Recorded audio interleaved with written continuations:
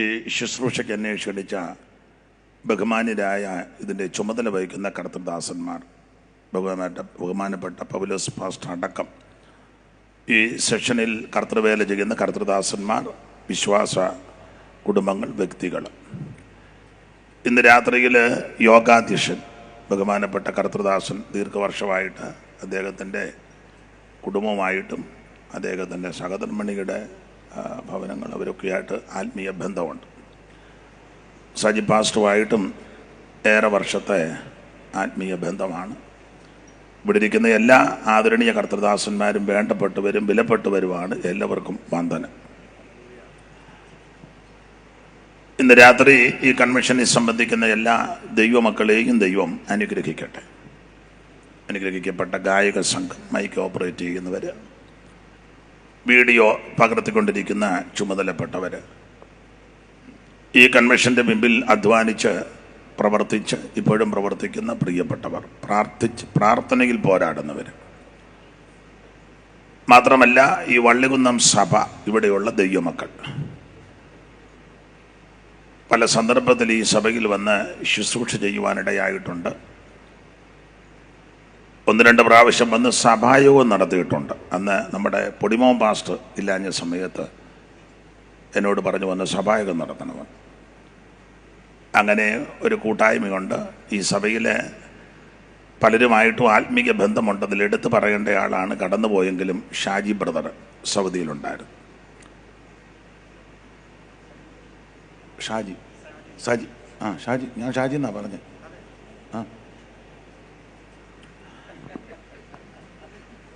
അദ്ദേഹത്തിൻ്റെ ഭാര്യയുടെ വീട് പന്തളത്തെ കുമ്പിയിലത്തെ വാത്സല്യ ഭവനം. അവിടുത്തെ ബേബിച്ചായന്, ജോണിച്ചായൻ ഇവരൊക്കെ ആയിട്ട് ഏറെ വർഷത്തെ ആത്മീക ബന്ധമാണ്. വിശേഷിച്ച് ഇന്ത്യ ദൈവസഭയുടെ സീനിയർ പാസ്റ്ററാണ് ജോയ്ക്കുട്ടി പാസ്റ്റർ. അദ്ദേഹം കുമ്പിയിലത്തെയാണ്. ഇപ്പം ഞങ്ങളടുത്താണ് താമസിക്കുന്നത്.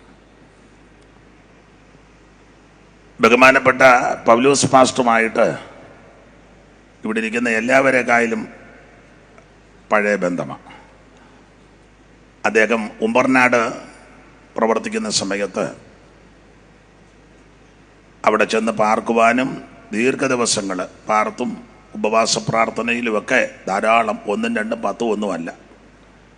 അതിന് മുഖാന്തരം അദ്ദേഹത്തിൻ്റെ ഭാര്യയുടെ ആങ്ങള, അവരാ 4 പേര്, സാമച്ചായനും ഡാനച്ചായനും സണ്ണി സജി, അവരുമായിട്ടുള്ള ബന്ധമാണ്. അന്ന് ഉമ്പർനാട് വന്ന് ധാരാളം യോഗങ്ങളിൽ എന്നെ വിളിക്കും, മിക്ക ഉപവാസ പ്രാർത്ഥനയിലും വിളിക്കും. അന്ന് അവിടുത്തെ പ്രധാനപ്പെട്ട പലരുണ്ട്. കൊച്ചുണ്ണോണിച്ചാൻ ഇവിടെ ഇരിപ്പുണ്ട്. കടന്നുപോയെങ്കിലും മേനത്തെ ബേബി സാറ്, ആ കുടുംബങ്ങൾ, അങ്ങനെ പലരും അന്ന് മുതലുള്ള ആത്മീക ബന്ധമാണ്. അത് ഓർത്തും ദൈവത്തെ സ്തുതിക്കുന്നു. വീണ്ടും ഇങ്ങനെ എന്നെ ശുശ്രൂഷയ്ക്ക് ക്ഷണിച്ചതിന് ഒരിക്കൽ കൂടി എല്ലാവർക്കും നന്ദിയും വന്ദനം വീണ്ടും ചൊല്ലുന്നു. ദൈവത്തിന് മഹത്വം. ഞാൻ ഇങ്ങോട്ട് കയറി വന്നപ്പോൾ ഹോസ് പാസ്റ്റർ 29-ാം സങ്കീർത്തനം വായിച്ചു വന്ന് ഞാൻ കേട്ടില്ല, പറഞ്ഞുകൊണ്ടിരിക്കുന്നത് കേട്ടു. അപ്പം അതുകൊണ്ട് ഞാനും ഇന്ന് 29 സംസാരിക്കുക. ഒന്നിൻ്റെ കൂടെ ഒരു താള്. വേറെ 1-2 കാര്യം സംസാരിക്കണമെന്ന് ചിന്തിച്ചെങ്കിലും പെട്ടെന്ന് എനിക്ക് ഒരു പ്രേരണ, അതിൽ നിന്ന് സംസാരിക്കണം. ഒരു മനപ്പൊരുത്തവോ ആത്മപൊരുത്തവോ. ഇന്ന് രാത്രി അതിന് അടിസ്ഥാനമായിട്ട് എല്ലാവർക്കും പരിചിതമായ ഒരു തിരുവെടുത്താണ്. ആ 29-ാം സങ്കീർത്തനത്തിൻ്റെ 8-9 വാക്യം ഒന്ന് വായിക്കാം. യഹോവയുടെ ശബ്ദം മരുഭൂമിയെ നടുക്കുന്നു, യഹോവ കാദേശ് മരുവിനെ നടുക്കുന്നു. നമുക്ക് ഒരു നിമിഷം കൂടെ ഒന്ന് പ്രാർത്ഥിക്കാം. മഹത്വവാനും പരിശുദ്ധനുമാകുന്ന ഞങ്ങളുടെ ദൈവമേ, ഈ നല്ല രാത്രി സമയത്തിനായി സ്തോത്രം. കൂടപ്പെട്ടിരിക്കുന്ന എല്ലാവരെയും ആശീർവദിക്കണം. സന്നിധി ബോധം ഞങ്ങൾക്ക് നൽകണം. ഈ രാത്രിയിൽ തിരുവചനം ധ്യാനിപ്പാൻ വിശേഷ കൃപ നൽകണം. പ്രിയപുത്രനെ ഞങ്ങളെ കൂടി മഹത്വപ്പെടുത്തണമേ. യേശു ക്രിസ്തുവിൻ നിസ്തുല്യ നാമത്തിൽ തന്നെ, ആമേൻ. നമ്മുടെ കരവും ഈ ശബ്ദവും ഉയർത്തി ദൈവത്തെ മഹത്വപ്പെടുത്താം. വാത്സല്യ ഗ്രേസി അമ്മച്ചി ഇവിടെ ഇരിക്കുന്നത് ഞാൻ കണ്ടു. അമ്മച്ചിയെ ദൈവം അനുഗ്രഹിക്കട്ടെ.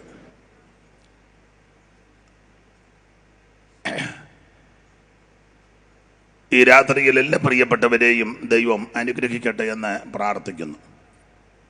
അധ്യക്ഷൻ എൻ്റെ ചെവി വന്ന് പറഞ്ഞു, അത് പറയരുതെന്നാ പറഞ്ഞ് 9 മണി വരെ എടുക്കാമെന്ന്. പറയരുതെന്നും പുള്ളി പറഞ്ഞതാ. എന്നാലും ഇരിക്കട്ടെ. അല്ലെ, ഞാൻ ഇച്ചിരി സമയം കൂടുതലെടുത്താൽ ആൾക്കാർക്ക് തെറ്റിദ്ധാരണയുണ്ടാകും. അല്ലെ, പാസ്റ്റേ വല്ലതും പഠിക്കും, പുള്ളിയോട് സമയമൊന്നും പറയാഞ്ഞുകൊണ്ടാണ് പുള്ളി ഇങ്ങനെ അങ്ങ് പോകുന്നെന്ന് അവർ പറയാം. അതുകൊണ്ട് നിങ്ങൾക്ക് ഗുണം വരിക. പിന്നെ അല്ലെ, അവർ ചിന്തിക്കും പുള്ളിയോട് സമയമൊന്നും പറഞ്ഞില്ല, അതാ ഇയാൾ ഇങ്ങനെ അങ്ങ് പോകുന്നെന്ന് അവർ പറയും. അത് നമുക്ക് ദോഷം വരാതിരിക്കാൻ ഞാനൊന്ന് സംരക്ഷിക്കുക. എല്ലാവരെയും ദൈവം അനുഗ്രഹിക്കട്ടെ. ഒരിക്കൽ കൂടി നന്നായിട്ട് വാക്യം വായിക്കുന്നുണ്ട്. എനിക്ക് അന്നേ കുറേ നാളായിട്ട് ആരും വാക്യം വായിച്ച് തരികയില്ല.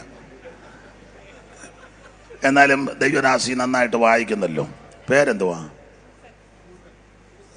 സൂസൻ. ഞങ്ങളുടെ സഭയിലും ഉണ്ടൊരു സൂസൻ.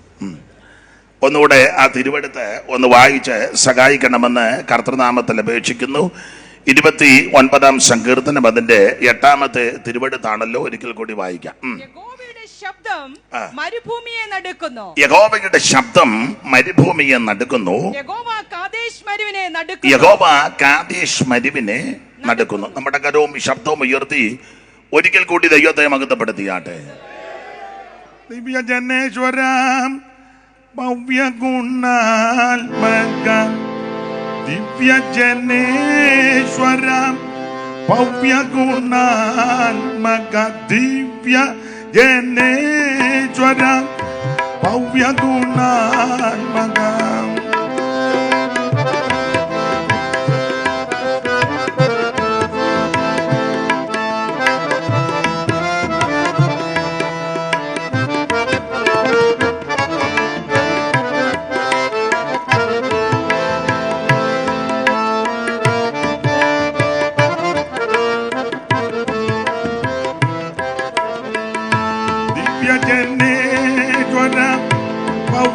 ഭവ്യഗുണാത്മക ദിവ്യജനേശ്വരം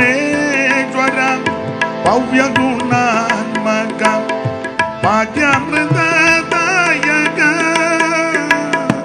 തിരുപാദം ഗതിനായക തിരുപാദം ഗതിനായക തിരുപാദം ഗതിനായക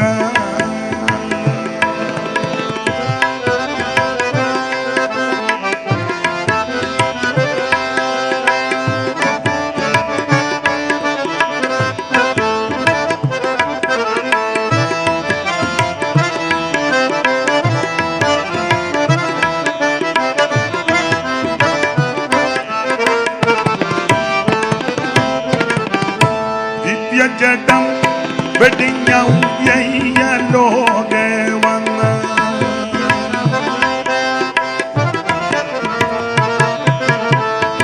ദിവ്യജഡം വെടിഞ്ഞ ലോകെ വന്ന്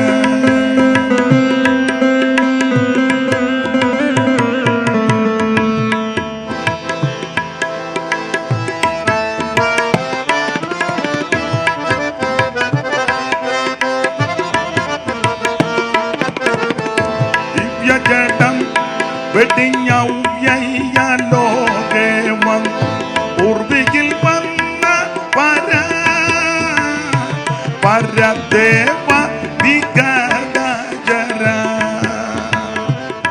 പരദേവ വിഗതജര പരദേവ വിഗതജര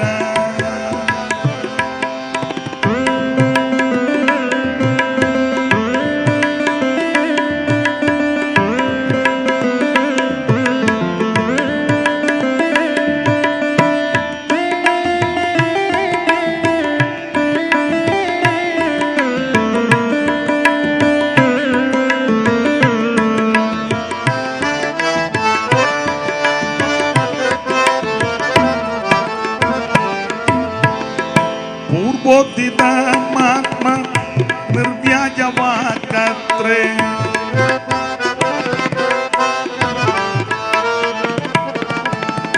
പൂർവോദിതമാത്മ നിർവ്യാജവാക്കത്രേ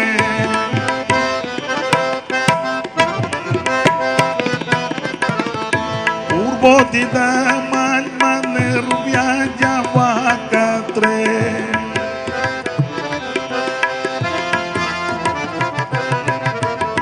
പൂർവോദിതമാത്മ നിർവ്യാജവാക്കത്രേ നിർവഹിപ്പാൻ വന്ന സർവേശ്വര സുന്ദര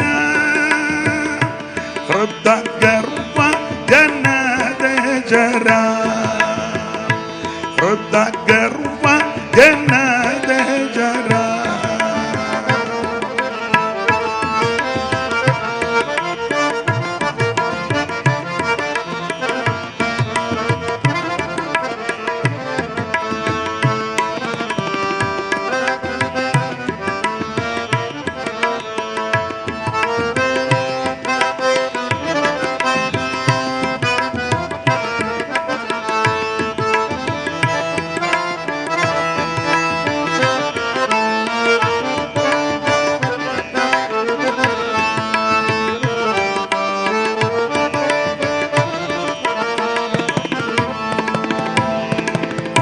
ദിവ്യജനേശ്വര ഭവ്യഗുണാത്മക ദിവ്യജനേശ്വര ഭവ്യഗുണാത്മക ദിവ്യജനേശ്വര ഭവ്യഗുണാത്മക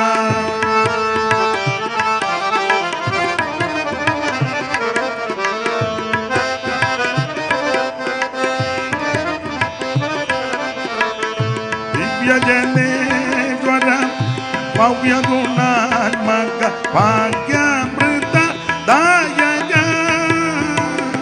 തിരുപാദം ഗതിനായക തിരുപാദം ഗതിനായക തിരുപാദം ഗതിനായക തിരുപാദം ഗതിനായക തിരുപാദം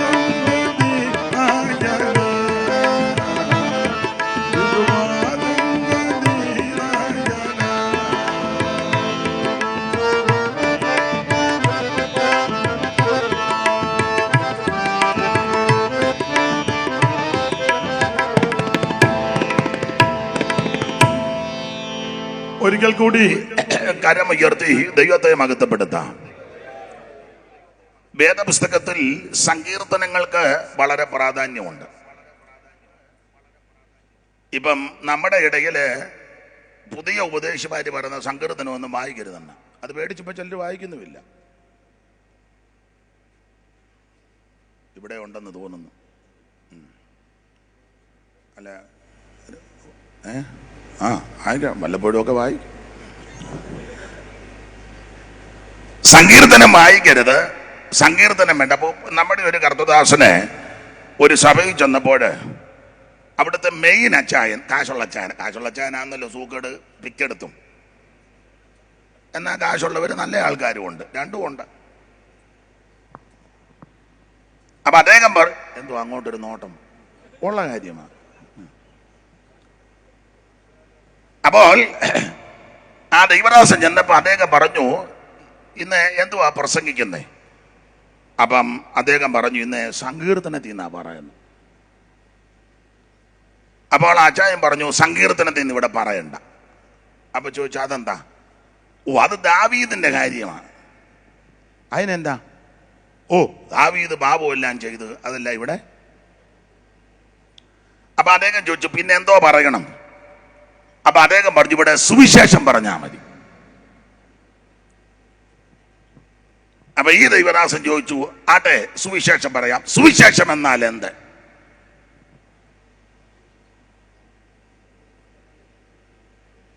എന്തേലും ഒന്ന് പറ. വായിച്ചു തിമോഥെയോസിന്റെ 2-ാം ലേഖനം 2-ാം അധ്യായത്തിന്റെ 8-ാം വാക്യം വായിച്ചേ. സൂസൻ അല്ലേ? വായിരു.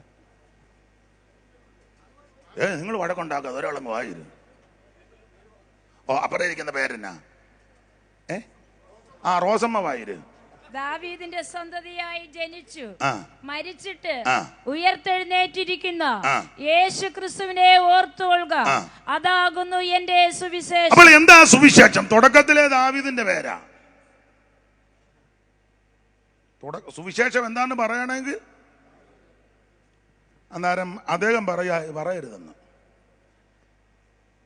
മാത്രമാണോ നമ്മുടെ കർത്താവാകുന്ന മിശിഹാ പുരാൻ നമ്മൾ വേദപുസ്തകം പഠിക്കുന്നവരാ ദാവീദിന്റെ സിംഹാസനത്തിലാ ഇരിക്കുന്നത്.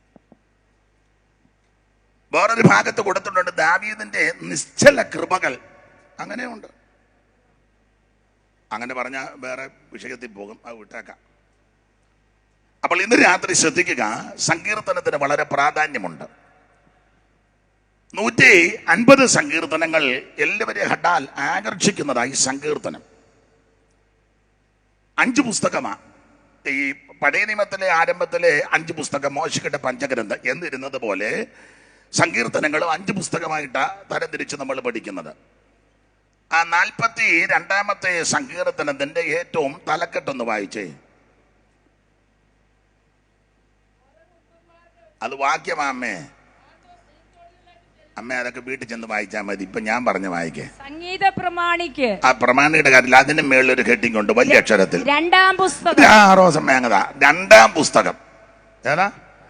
2-ാം പുസ്തകം. അപ്പൊ 1-ാം പുസ്തകം റോസമ്മേ മോനും കൊണ്ട് മാറിക്കുക. റോസമ്മ എന്ന് കാണട്ടെ. അപ്പോൾ 1-ാം പുസ്തകം ഏത് മുതൽ എവിടം വരെ? റോസമ്മ കാണാതെ പറ.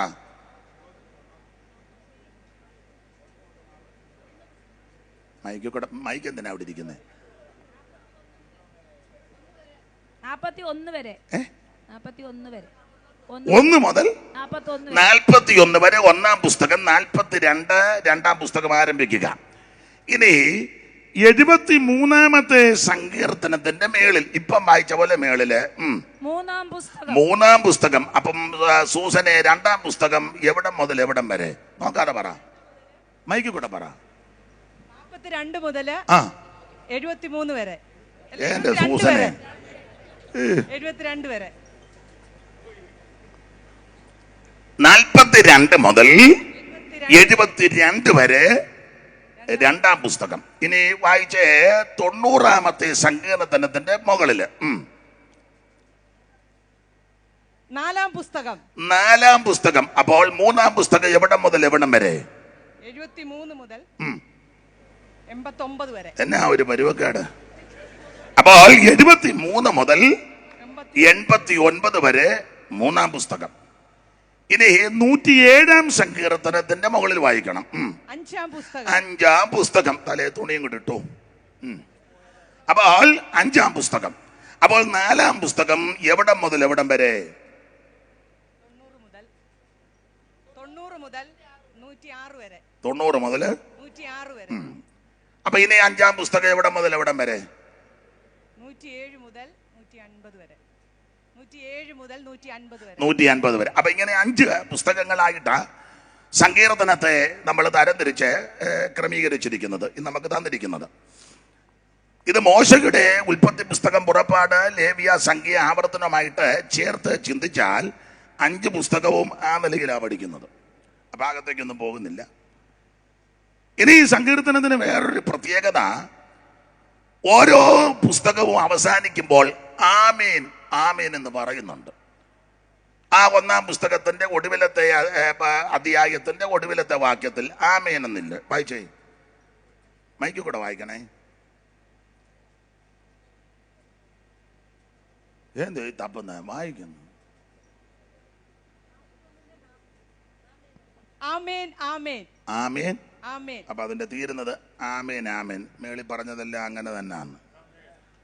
അതൊക്കെ പ്രസംഗിക്കാൻ പോയാൽ ഒത്തിരി ഉണ്ട്. മേളിൽ പറഞ്ഞ തന്നെ സ്തോത്രം എന്തെല്ലാം കാര്യങ്ങളാണ് മേളിൽ അങ്ങോട്ട് കൊടുത്തിരിക്കുന്നത്. ഏതാ? 41 വരെ. 41 വരെ 1-ാം സങ്കീർത്തനത്തിൽ തന്നെ ഉണ്ടല്ലോ, അവൻ കോപിച്ചിട്ട് വടിയിൽ വെച്ച് നശിക്കാതിരിക്കാൻ. അങ്ങനെ തന്നെ 23 നമുക്കൊക്കെ മനപ്പാടമാ. യഹോവ എൻ്റെ ഇടയനാകുന്ന എനിക്ക്. അങ്ങനെ തന്നെ അങ്ങനെ ഒത്തിരി പറയാനുണ്ട്, പോട്ടെ. അപ്പോൾ ഓരോ സങ്കീർത്തന പുസ്തകവും അവസാനിക്കുമ്പോൾ ആമീൻ. 72ന്റെ ഒടുവിലത്തെ വാക്യം ഒന്ന് വായിച്ചേ. ആമേനെന്നില്ലേ? നിങ്ങൾ രണ്ടുപേരോട് എന്നാ എടുക്കുന്നു? അവന്റെ മഹത്വമുള്ള നാമം എന്നേക്കും വാഴ്ത്തപ്പെടുമാറാകട്ടെ. ഭൂമി മുഴുവനും അവന്റെ മഹത്വം കൊണ്ട് നിറയുമാറാകട്ടെ. ആമേൻ, ആമേൻ. ഇനി 89 ഒടുവിലത്തെ 2 വാക്യത്തിൽ ആമേൻ എന്നുണ്ട്. വായിര്.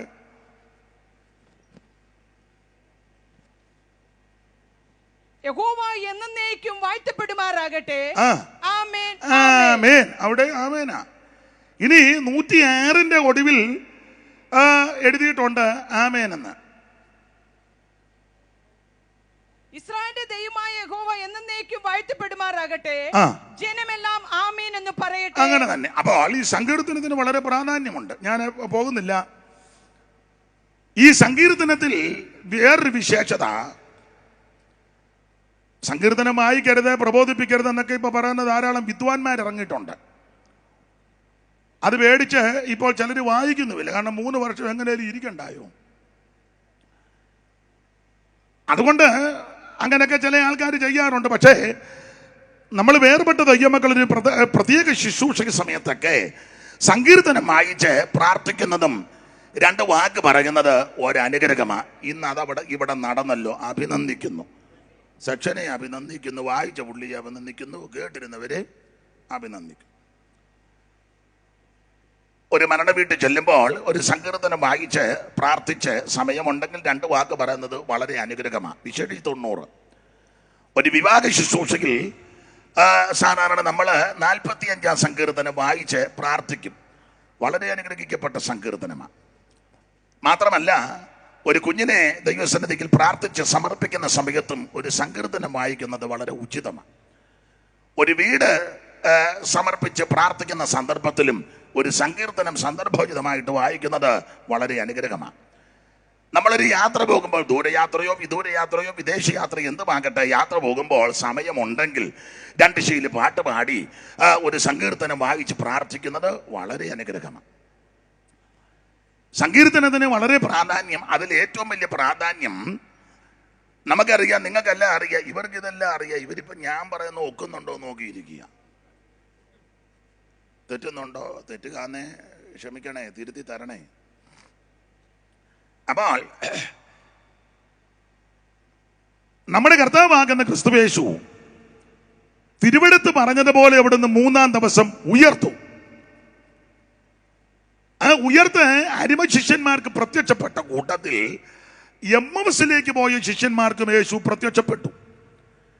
ആ ഭാഗം നിങ്ങൾക്കറിയാം. അങ്ങനെ പ്രത്യക്ഷപ്പെട്ടവരുമായിട്ട് നടന്നു പോകുന്ന വേളയിൽ അവിടുന്ന് തിരുവെടുത്ത് തെളിയിച്ചു കൊടുത്തപ്പോൾ ഇങ്ങനൊരു പദം പറഞ്ഞു: മോശയുടെ ന്യായപ്രമാണത്തിലും പ്രവാചക പുസ്തകങ്ങളിലും, അടുത്ത പദമുണ്ട് സങ്കീർത്തനങ്ങളിലും, ഇങ്ങനെ എഴുതിയേക്കുന്നത് തന്നെ കുറിച്ച്, അല്ലെങ്കിൽ എന്നെ കുറിച്ച്. യേശു പറയാ എന്നെ കുറിച്ച്.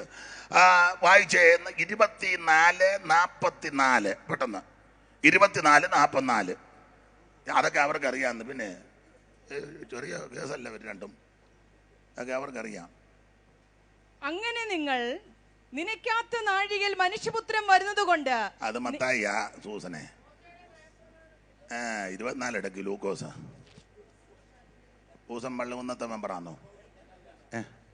വരവാ റോസമ്മാമിയോ? രണ്ടും വരവാ. അതുകൊണ്ട് കുഴപ്പമില്ല. അവൻ അവരോട് ഇതാകുന്നു നിങ്ങളോടുകൂടെ ഇരിക്കുമ്പോൾ ഞാൻ പറഞ്ഞ വാക്ക്. അടുത്തത് മോശയുടെ ന്യായപ്രമാണത്തിലും പ്രവാചക പുസ്തകങ്ങളിലും, അടുത്തത് സങ്കീർത്തനങ്ങളിലും എന്നെ കുറിച്ച് എഴുതിയിരിക്കുന്നത്. മതി തെളിഞ്ഞല്ലോ. യേശു കർത്താവ് നേരിട്ടാ പറഞ്ഞത്. മോശയുടെ ന്യായപ്രമാണത്തിലും സങ്കീർത്തന പുസ്തകങ്ങളിലും പ്രവാചക പുസ്തകങ്ങളിലും എന്നെ കുറിച്ച് എഴുതിയെന്ന്. അന്നേരം ചില വിടലകൾ പറയുന്ന ഇത് വായിക്കരുത് പറയരുതെന്ന്. ഇവനെല്ലാം നല്ല ബുദ്ധി ഉണ്ടാകാൻ നമുക്ക് പ്രാർത്ഥിക്കാം, നഷ്ടപ്പെടാതിരിക്കട്ടെ. അവരെ ഒന്നും മഴക്കല്ല, പോട്ടെ, പ്രാർത്ഥിക്കാം. ദൈവമേ ഇവനെല്ലാം വെളിവുണ്ടാകാൻ. കർത്താവ് അങ്ങനെ പ്രാർത്ഥിച്ചു. ഈ ശൈലി അല്ലെങ്കിലും കർത്താവ് പറഞ്ഞില്ല, തിരുവെഴുത്തുകളെയും ദൈവശക്തിയെയും തിരിച്ചറിയാൻ ബുദ്ധിയെ തുറക്കട്ടെ. പിന്നെ വേറൊരു ഭാഷ യേശു പറഞ്ഞു, പറയണോ? ഓ, യേശു പറഞ്ഞതാ, പിന്നെ പറഞ്ഞതന്നെ മന്ദബുദ്ധി. നമ്മുടെ ഇടയിൽ ഇപ്പോൾ ഒത്തിരി മന്ദബുദ്ധികൾ ഇറങ്ങിയിട്ടുണ്ട്. അപ്പൊ യേശു കർത്താവ് നേരിട്ടാ പറഞ്ഞത്, സങ്കീർത്തനത്തിൽ എന്നെ പറ്റി എഴുതിയിട്ടുണ്ട്. നിങ്ങൾ സങ്കീർത്തനമെല്ലാം പഠിച്ച് ചില സങ്കീർത്തനങ്ങൾ മുഴുവൻ യേശു കർത്താവിനെ പറ്റിയാ. പിന്നെ മിക്ക സങ്കീർത്തനങ്ങളിലും പ്രത്യക്ഷമായിട്ടും പരോക്ഷമായിട്ടും എല്ലാം ക്രിസ്തുവേശുവിനെയാണ് വെളിപ്പെടുത്തിയിരിക്കുന്നത്. എന്തിനാ ഒത്തിരി പോകുന്നത്? 2:12 മുമ്പേ കേട്ടല്ലോ, അവൻ കോപിച്ചിട്ട് വഴിയിൽ വെച്ച് നശിക്കാതിരിക്കാൻ പുത്രനെ ചുംബിപ്പീൻ. യേശുവിനെ പറ്റിയാ. 22-ാം സങ്കീർത്തനത്തിന്റെ 11 മുതൽ 23 വരെയുള്ള തിരുവെഴുത്തുകൾ വായിക്കുമ്പോൾ തിരുമേശയോട് ബന്ധപ്പെട്ട് നമ്മൾ വായിക്കുന്നത് ഇതെല്ലാം അവിടുത്തെ കഷ്ടാനുഭവങ്ങളെ കുറിക്കുന്ന തിരുവെഴുത്തുകളെ. ഓടിച്ചൊന്ന് വായിച്ചോ 22-ന്റെ 11 മുതൽ താഴോട്ട് പെട്ടെന്ന്. കഷ്ടമെടുത്തിരിക്കയാൽ എന്നെ വിട്ടകന്നിരിക്കരുതേ, സഹായിപ്പാൻ എനിക്ക് ആരുമില്ല.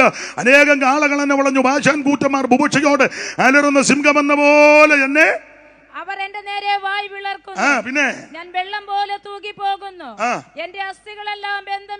ഈ ഭാഗമെല്ലാം നിങ്ങൾക്ക് അറിയാതെ കൊണ്ട് വിവരിക്കുന്നില്ല. ഇതെല്ലാം നമ്മുടെ കർത്താവിന്റെ കഷ്ടാനുഭവങ്ങളെ കുറിക്കുന്ന തിരുവെഴുത്തുകളാ. അപ്പൊ സങ്കീർത്തനത്തിലെല്ലാം അവിടുത്തെ പറ്റി എഴുതിയിരിക്കുക. 40-ാം സങ്കീർത്തനത്തിലുണ്ടല്ലോ, ദൈവമേ നിന്റെ ഇഷ്ടം ചെയ്യുവാൻ ഞാൻ പ്രിയപ്പെടുന്നു. പുസ്തകച്ചുരുളിൽ എന്നെ പറ്റി എഴുതിയിരിക്കുന്നു. അപ്പോൾ ഇതെല്ലാം സങ്കീർത്തനത്തിൽ സിംഹമാകുമോ യേശുവിനെ പറ്റിയാ. അന്നേരം ആ പുതിയ ഉപദേശക്കാര് അവിടുന്ന് ഇവിടുന്ന് ഒക്കെ ഇറങ്ങി വന്നു വെച്ച് പറയാം, ഇത് വായിക്കരുത്, വായിപ്പിക്കുന്നുമില്ല, പേടിച്ച് ചിലർ വായിക്കുന്നുമില്ല. ഒരു വിടലയൊരുക്കെ ചോദിച്ചു, ഇത് കുത്തിക്കെട്ടിയത് ആരാന്ന്. പഴയ നിയമവും പുതിയ നിയമവും കൂടെ ഒന്നിച്ച് അവനതാ അറിയണ്ട. കുത്തിക്കെട്ടിയത് ഞാനേ കേട്ടപ്പം പറഞ്ഞു, എന്നാ ചെയ്യാൻ, അവനെ കുത്തിക്കെട്ടാതിരിക്കട്ടെ, അതേ പ്രാർത്ഥിക്കാനിപ്പോൾ നോക്കൂ. വേറൊരുത്തം പറഞ്ഞു ഇത് കീറിക്കളയാൻ. ഏലാ പഴയ നിയമം മൊത്തം അവനും വെളിവുള്ളവനല്ല അല്ല. അന്നേരം ഞാൻ പറഞ്ഞു, അവന് ദൈവം കീറാതിരിക്കട്ടെ, നമുക്ക് പ്രാർത്ഥിക്കാം നല്ല ബുദ്ധി ഉണ്ടാകാൻ. ഒരു കാര്യം ഉറപ്പിച്ചും നിറപ്പിച്ചും പറയാം. ഉൽപ്പത്തി പുസ്തകം 1-ാം അധ്യായത്തിന്റെ 1-ാം വാക്യം മുതൽ വെളിപ്പാട് പുസ്തകം 22-ാം അധ്യായത്തിന്റെ ഒടുവിലത്തെ വാക്യം വരെ സംസാരിക്കാം, പ്രസംഗിക്കാം, ധ്യാനിക്കാം, പഠിക്കാം. കാരണം എല്ലാ തിരുവെഴുത്തും ദൈവശ്വാസീയമാണ്. ഇതിനകത്തെല്ലാം ഒളിഞ്ഞും തെളിഞ്ഞും നിൽക്കുന്ന ഒരേ ഒരു വ്യക്തിപ്രഭാവം മറ്റാരുമല്ല, നസറായനാകുന്ന യേശു ക്രിസ്തു. ആട്ടെ വിവരിക്കുന്നില്ല. അപ്പോൾ സങ്കീർത്തനത്തിന് വളരെ പ്രാധാന്യമുണ്ട്. നമ്മൾ 29-ാം സങ്കീർത്തനം 8-ാം വാക്യമാണ് ഇന്ന് രാത്രി തിരുവചന ചിന്തയ്ക്ക് അടിസ്ഥാനമായിട്ട് വായിച്ചത്. ദൈവരാശി ഒരിക്കൂടെ വായിച്ചാട്ടെ. യഹോവയുടെ ശബ്ദം മരുഭൂമിയെ നടുക്കുന്നു, യഹോവ കാദേശ് മരുവിനെ നടുക്കുന്നു. മതി മതി മതി. ഇന്ന് രാത്രിയിൽ ദൈവ ശബ്ദം നമ്മെ കേൾപ്പിക്കാൻ പോവുക. ദൈവത്തിന്റെ ശബ്ദം പല നിലകളിലാണ്. നമ്മൾ തിരുവെഴുത്ത് പഠിക്കുമ്പോൾ ഇങ്ങനെ വായിക്കുന്നുണ്ട്, ഈ ദൈവം വളരെ ശാന്തമായിട്ടും സംസാരിക്കും, ശക്തമായിട്ടും സംസാരിക്കും. വേദപുസ്തകത്തിൽ 3 പ്രയോഗം കൊടുത്തിട്ടുണ്ട്, 3 അല്ലെങ്കിൽ കൂടുതലുണ്ട്. ആദ്യത്തെ ശബ്ദം കൽപ്പിച്ചെന്നുള്ളത് ഉൽപ്പത്തി 1-ൽ. അപ്പോൾ 1-ാം അധ്യായത്തിന്റെ 1, 2, 3 വായിക്കുമ്പോൾ ദൈവം കൽപ്പിച്ചു, അതാ ശബ്ദം. അപ്പൊ ഈ ശബ്ദത്തിനൊത്തിരി വിശേഷതയുണ്ട്. വളരെ ശാന്തമായിട്ടും ദൈവം നമ്മോട് സംസാരിക്കും, വളരെ ശക്തമായിട്ട് ഇടപെടും. 3 വാക്യം വായിക്കുമ്പോൾ ശബ്ദത്തിന്റെ 3 വകഭേദങ്ങൾ കാണാം. വെളിപ്പാട് പുസ്തകം 1-ാം അധ്യായത്തിന്റെ 15-ഉം ഇയ്യോബിന്റെ പുസ്തകം 26-ാം അധ്യായത്തിന്റെ 14-ഉം രാജാക്കന്മാരുടെ 1-ാം പുസ്തകം 19-ാം അധ്യായത്തിന്റെ 12-ഉം 3 ഇതെല്ലാം അറിവുള്ള വാക്യം, എല്ലാം അറിയാം. ഇവിടെ ഇരിക്കുന്നവർക്കല്ല ഇത്. അതുകൊണ്ടല്ലേ ബൈബിള് പോലും കൊണ്ടുവന്നിട്ടില്ല ചിലര്. എല്ലാം അറിയും, കൊണ്ടുവന്നവരൊട്ട് തുറക്കുന്നുമില്ല. ആണ് അതിലും തിട്ടം. ഇനിയിപ്പം തുറക്കുമൊന്നും വേണ്ട. അവർ 2 പേരെ ചുമതലപ്പെടുത്തി, മാന്യ ദൈവരാശിമാര് സൂസനും റോസമ്മയും. നിങ്ങൾ വായിരു, ദൈവം നിങ്ങളെ അനുഗ്രഹിക്കട്ടെ. അപ്പം ഞാൻ പറഞ്ഞ 3 വാക്യം വായിച്ചു കേട്ടോ, അത് നിങ്ങൾ അതിനിടെ മറന്നു. വെളിപ്പാട് 1:15, ഇയ്യോബ് 26-ന്റെ 14, അതുപോലെ രാജാക്കന്മാരുടെ 1-ാം പുസ്തകം 19, 12, 3 പദമുണ്ട്. അഗ്നിജ്വാലയ്ക്കൊത്തതും കാലുലയിൽ ചുട്ടു പഴിപ്പിച്ച വെള്ളോട്ടിന് സദൃശ്യവും അവന്റെ ശബ്ദം അവിടുത്തെ ശബ്ദം പെരുവെള്ളത്തിന്റെ ഇരച്ചിൽ പോലെയുള്ള ശബ്ദം. ഇനി ഇയ്യോബ് 26:14, എന്നാൽ ഇവ അവന്റെ വഴികളുടെ അറ്റങ്ങളത്രേ, നാം അവനെ കുറിച്ച് ഒരു മന്ദസ്വരം. ഇനി രാജാക്കന്മാരുടെ 1-ാം പുസ്തകം 19:12 താളമറിക്കുമ്പോ ഇടത്ത് വശത്ത് മേളില് ഭൂകമ്പത്തിന്റെ ശേഷം ഒരു തീയിലും വായിച്ചോ തെറ്റിയിടുന്ന ഭൂകമ്പത്തിന്റെ ശേഷം ഒരു തീയിലും ഒരു തീ അല്ലെന്ന് ഒരു തീയിലും യഹോവയില്ലായിരുന്നു. തീയുടെ ശേഷം സാവധാനത്തിൽ ഒരു മൃദുസ്വരമുണ്ടായി. മതി, ദൈവം അനുഗ്രഹിക്കട്ടെ. അപ്പൊ ശ്രദ്ധിക്കുക, ഏലിയാവ് ഗുഹയ്ക്കകത്തിരിക്കുക. പശ്ചാത്തല ഭാഗം എല്ലാവർക്കും അറിയാം, അതുകൊണ്ട് വിസ്തരിക്കണ്ടല്ലോ, അറിയാമല്ലോ. ഏലിയാവേ, നിനക്ക് ഇവിടെ എന്താ കാര്യം? അപ്പോൾ അങ്ങനെ ഇരിക്കുമ്പോൾ ഒരു ഭൂകമ്പത്തിന്റെ പുറകെ ഒരു തീ. ആ തീയിലും യഹോവ. അന്നേരം നമ്മുടെ ആൾക്കാർ പറഞ്ഞ കത്തട്ടെന്ന്. ആ തീ ഇവിടെ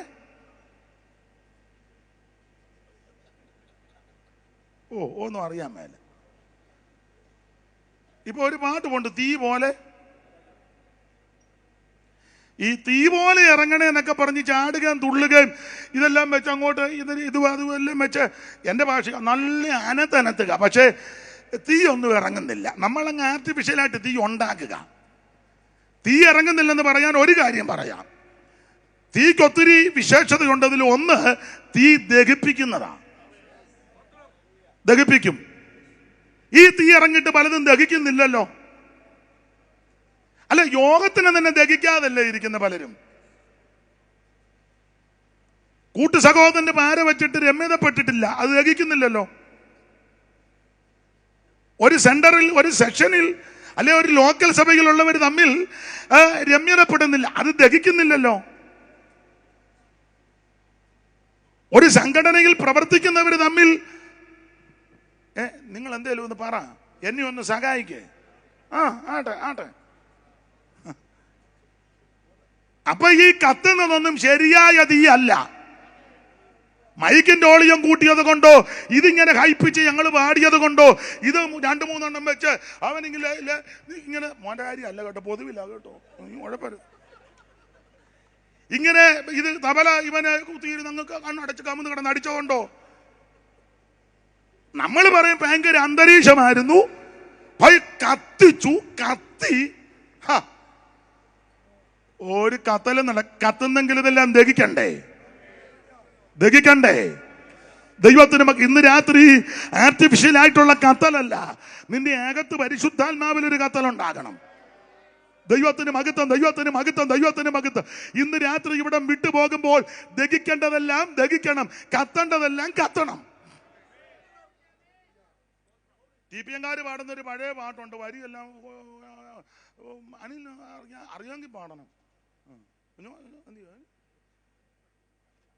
ബലിപീഠത്തിൽ വയ്ക്കുന്നിപ്പോൾ ദഹിപ്പിക്കന്നെ നീ, പൂർണ്ണചാരമാക്കി തീർത്തിടുക നിൻ മഹിമയ്ക്കായി. ബലിപീഠത്തിൽ വയ്ക്കുന്നിപ്പോൾ ദഹിപ്പിക്കന്നെ നീ, പൂർണ്ണചാരമാക്കി തീർത്തിടുക നിൻ മഹിമയ്ക്കായി.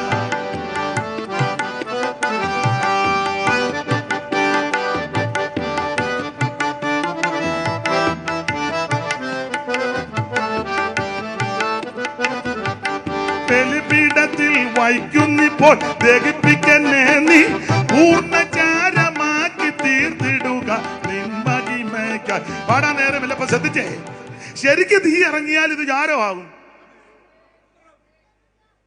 ഇന്ന് ചില പരസ്യങ്ങളൊക്കെ ഉണ്ടല്ലോ, തിരുവല്ലായിൽ തീ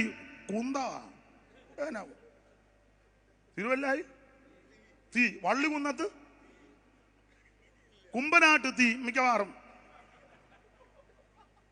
പറന്തല് തീ, എന്തോ തീ, പിന്നെ ഞാൻ തീക്കെതിരല്ല, ശരിയായ തീയാണെങ്കിൽ കത്തും. ദഹിക്കേണ്ടത് ദഹിക്കും, ചാരമാകേണ്ടത് ചാരമാകും. ഈ തീ കത്തിച്ചു പിന്നെയും കമ്മറ്റി കൂടുമ്പോൾ മറ്റവനിട്ട് പാരയോ. അപ്പം ഇത് തീയാന്നോ? ജോസ് മാസ്റ്റർ സത്യം പറയണം, രണ്ടിലോ നിന്ന് അറിയുക. ദൈവത്തിന് മഹത്വം. ഒന്നും ശരിയായ തീ അല്ല. ദൈവത്തിന് മഹത്വം. തീ ഇല്ലെന്നല്ല, തീ ഉണ്ട്. അത് കത്തുന്നടോ ഉണ്ട്. അതിപ്പോഴും കത്തിക്കൊണ്ടിരിക്കുന്നുണ്ട്. ഇന്ന് രാത്രിയും അതിവിടെ കത്തും. അത് പൊതുവിലല്ല, ചില ഹൃദയങ്ങളിൽ. അപ്പോൾ ദൈവത്തിന്റെ ശബ്ദം, നമ്മുടെ വിഷയത്തിൽ വരാൻ, ദൈവത്തിന്റെ ശബ്ദം മൃദുവായ ശബ്ദമുണ്ട്, മന്ദസ്വരമുണ്ട്. വെളിപ്പാട് പുസ്തകത്തിൽ വായിക്കുന്നത് പെരുവെള്ളത്തിന്റെ ഇരച്ചിൽ പോലെയുള്ള ശബ്ദം എന്ന് പറഞ്ഞാൽ ശക്തമായിട്ടും ദൈവം നിന്നോട് ഇടപെടും, വളരെ ശാന്തമായിട്ടും ദൈവം നമ്മോട് ഇടപെടും. ഇന്ന് രാത്രി എന്നെ കേൾക്കുന്ന പ്രിയരെ, ശക്തമായിട്ട് ഇടപെട്ടാലും ശാന്തമായിട്ട് ഇടപെട്ടാലും ഏറ്റെടുക്കുന്നെങ്കിൽ ഇന്ന് രാത്രി അനുഗ്രഹമാണ്. എനിക്ക് ചിലരെ അറിയാം. നമ്മുടെ ഇടയിൽ തന്നെ ചില ബഹുമാന്യ കർത്തൃദാസന്മാർ എഴുന്നേറ്റ് നിന്ന് വളരെ ശാന്തമായിട്ട് നന്നായിട്ട് വചനം പറയും. അത് അടുക്കടുക്കായിട്ട് ശ്രദ്ധിച്ചിരുന്നൊക്കെ മനസ്സിലാകും. വളരെ നന്നായിട്ട് ദൈവവചനം എനിക്ക് പലരെ അറിയാം. വലിയ ബഹളമൊന്നുമില്ല, നന്നായിട്ട് ദൈവവചനം പറയും. നമ്മുടെ ചില ആൾക്കാർ ഇത് കേട്ട് വെച്ച് പറയും, ഓ ഇന്ന് എങ്ങനെ ഉണ്ടായിരുന്നു, ഇന്ന് കൊണ്ടപ്പോൾ വലിയ കൃപയൊന്നും ഉള്ള ആളല്ല. അതേസമയം വേറെ ചിലരെ അറിയാം, ഒരു കഴമ്പുമില്ല. പുസ്തകം അറിയാൻ മേല, പുസ്തകക്രമം അറിയാൻ മേല, എന്നതാന്ന് പോലും അറിയാം. ചുമ്മാ നിന്നങ്ങ് അലറുക. ഈ അലറും ചാട്ടവും തുള്ളലും കഴിയുമ്പോൾ നമ്മുടെ ആൾക്കാർ എന്തോ ആയിരുന്നു പുള്ളി, എന്തുവാ പുള്ളി എല്ലാം പറഞ്ഞു. അപ്പൊ നമ്മുടെ ഇടയില് ഒരു ധാരണയുണ്ട്, ശാന്തമായിട്ട് പറഞ്ഞാൽ ദൈവാത്മാവല്ല, ഒച്ചത്തിൽ പറഞ്ഞെങ്കില് അതിന് നമ്മുടെ ആൾക്കാർ കിടന്ന് അലറുക. വല്ല ജാതി ഇതെല്ലാം ഒന്ന് കൈയടിക്കട്ടെ, ഒന്ന് ഇളകട്ടെ എന്നോർത്ത്. എന്റെ പ്രിയരെ, ശാന്തമായിട്ടും ദൈവം നിന്നോട് ഇടപെടും. അതല്ലേ മൃദുസ്വരം, മൃദുസ്വരം, മൃദുസ്വരം, മന്ദസ്വരം. ശക്തമായിട്ടും ദൈവം ഇടപെടും.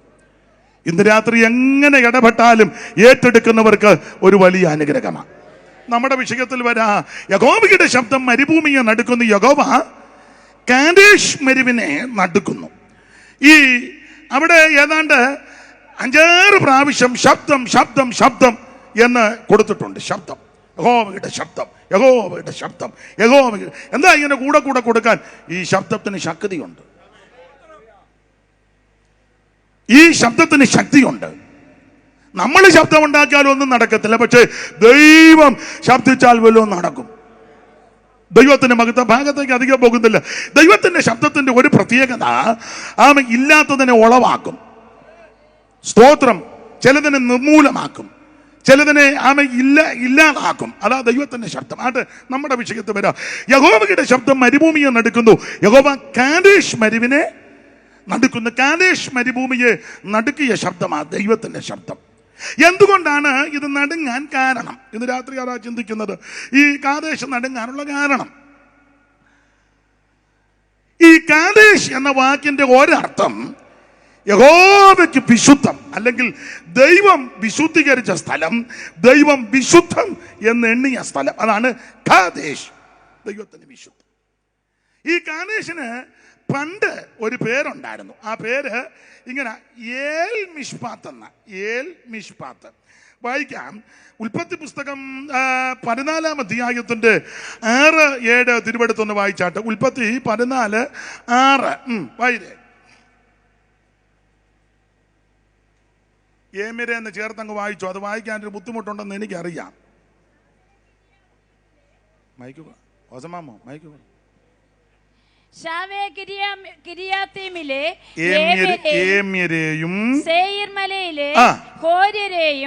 മരുഭൂമിക്ക് സമീപമുള്ള ഏൽപാര വരെ തോൽപ്പിച്ചു. പാരയല്ല, പാരാൻ. വായിച്ചോ. പിന്നെ അവർ തിരിഞ്ഞു കാദേശ് എന്ന ഏൽ മിഷ്പാത്തിൽ വന്ന്. മതി, അതാ നമ്മുടെ ചിന്ത. അത് അപ്പോൾ ഏമിരെയും സേയീർ മലയിലെ ഹോര്യരെയും മരുഭൂമിക്ക് സമീപമുള്ള ഏൽപാരാൻ വരെ തോൽപ്പിച്ചു.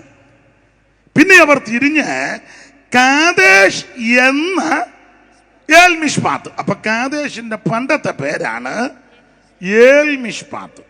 ഈ വേദപുസ്തകത്തിൽ പേരുകൾക്കെല്ലാം ഒത്തിരി അർത്ഥമുണ്ട്. അത് സ്ഥലനാമമാണെങ്കിലും കൊള്ളാം, വ്യക്തിനാമമാണെങ്കിലും കൊള്ളാം. വ്യത്യാസമുണ്ട്. ഒരു ഉദാഹരണം, അബ്രഹാമിന്റെ വീട്ടിൽ ദൂതന്മാരും ഒക്കെ വന്ന് കാര്യമെല്ലാം പറഞ്ഞേച്ച് പിന്നീട് അബ്രഹാമിനോട് പറഞ്ഞ ഭാര്യ എന്ത് ചെയ്യുമെന്ന് ചോദിച്ചു. സാറായി അകത്തുണ്ട്, കൂടാരത്തിനകത്ത്. ഇതെല്ലാം പറഞ്ഞേച്ച് ദൈവം ഒടുവിൽ പറയാ, ഇനി നിന്റെ പേര് സാറായി എന്നല്ല, സാറാ. മിക്കയിടത്തും സാറാ,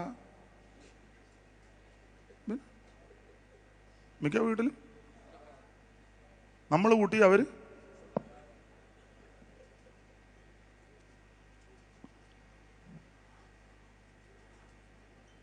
ഇനി നിന്റെ പേര് സാറായി എന്നല്ല, പിന്നെയോ സാറ, വേറെ സാറ. അപ്പം എനിക്ക് ആംഗലേയ ഭാഷയൊന്നും വലിയ വശമില്ല, വശമേ ഇല്ല. പേരിനൊരു ചെറിയ വ്യത്യാസം. സാറായി അങ്ങ് മാറ്റി സാറ. അപ്പൊ സാറായിയുടെ ഐ അങ്ങ്, സാറായിക്ക് ഐ ഉണ്ട്, സാറായിക്ക് അയ്യോ ഐ അല്ലേ പ്രശ്നം?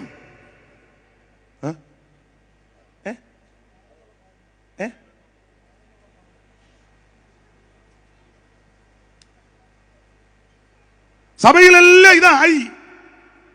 ഞാൻ പറയും പോലെ പാസ്റ്റർ വേണം ഇവിടെ പ്രവർത്തിക്കാൻ, എന്നോട് ചോദിച്ചു വേണം ഇവിടെ ഓരോ കാര്യവും ചെയ്യാൻ. എന്നോട് ചോദിക്കാതെ ഇവിടെ ഇരുന്നവരൊക്കെ അനുഭവിച്ചാ.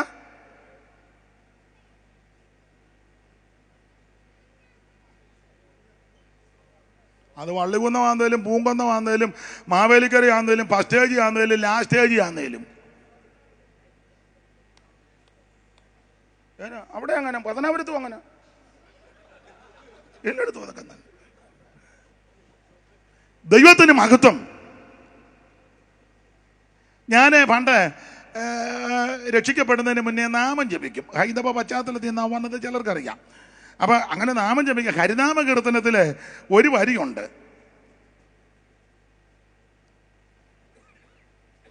അതിലൊരു വരി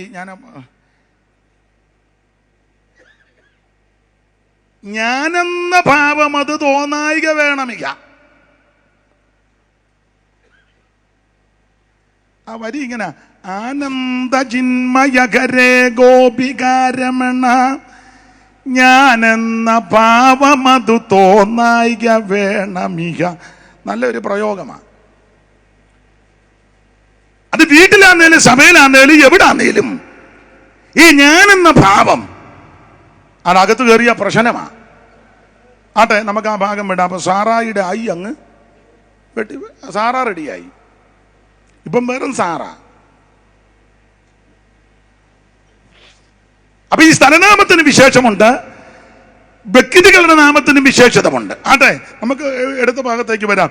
അപ്പൊ ഈ കാദേശിന്റെ പണ്ടത്തെ പേരാണ് ഏൽ മിഷ്പാത്ത്. ശ്രദ്ധിക്കുക, ഏൽ മിഷ്പാത്ത് എന്ന വാക്കിന്റെ അർത്ഥം ന്യായവതിയുടെ സ്ഥലമെന്ന്. ഏൽ മിഷ്പാത്ത് വാക്കിന്റെ അർത്ഥം ന്യായവതിയുടെ സ്ഥലം. കാരണം നിങ്ങൾക്കറിയാം, ഉൽപ്പത്തി പുസ്തകം 14-ാം അധ്യായം യുദ്ധങ്ങളുടെ അധ്യായമാണ്. 31 സൃഷ്ടിവൃത്തം, 2-ാം അധ്യായത്തിൽ ഏദൻ തോട്ടം നിർമ്മിച്ച് മനുഷ്യനെ ദൈവം സൃഷ്ടിക്കുന്നു. 3-ാം അധ്യായത്തിൽ പാമ്പ് തോട്ടത്തിൽ കയറി. 4-ാം അധ്യായത്തിൽ അറിയാം കയ്യൻ ഹാബേലിനെ കൊന്നു. 5-ാം അധ്യായം സെമിത്തേരുടെ അധ്യായം, എല്ലാവരും മരിച്ചെന്നുള്ളതാണ്. 6-ാം അധ്യായം മനുഷ്യന്റെ പാപം നിമിത്തം ശിക്ഷ നടത്തുവാൻ പദ്ധതി ഇടുന്നു, അതിന് പെട്ടകം പണിയണം. 7-ാം അധ്യായത്തിൽ അതിന് കണക്കും കാര്യവും കൊടുത്തു. 8-ൽ വെള്ളപ്പൊക്കം ഉണ്ടായി, പെട്ടകത്തിനകത്ത് നോഹയും കുടുംബത്തെ സുരക്ഷിതരാക്കി. 9-ൽ വെളിയിലിറങ്ങി യാഗപീഠം പണിതു. 10-ാം അധ്യായത്തിൽ ഇവരുടെ കുടുംബ പശ്ചാത്തലവും ചരിത്രവും കാണുന്നു.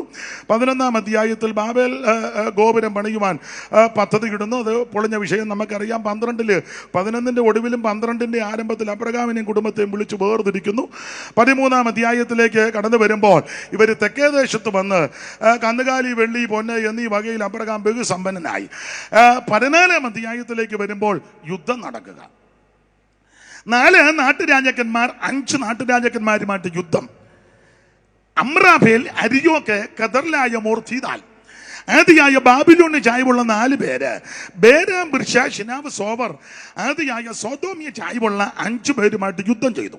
വേറെ പുസ്തകം പഠിക്കുന്ന നിങ്ങൾക്കറിയാം, 4 പേര് 5 പേരുമായിട്ട് യുദ്ധം ചെയ്തു. ഈ യുദ്ധത്തിൽ 4 പേരെ പേടിച്ച് 5 പേര് ഓടി. ഓടിപ്പോയ കൂട്ടത്തിൽ സോദോം രാജാവ് കുഴിക്കകത്ത് പോയി. പലരും ചിതറി ഓടി.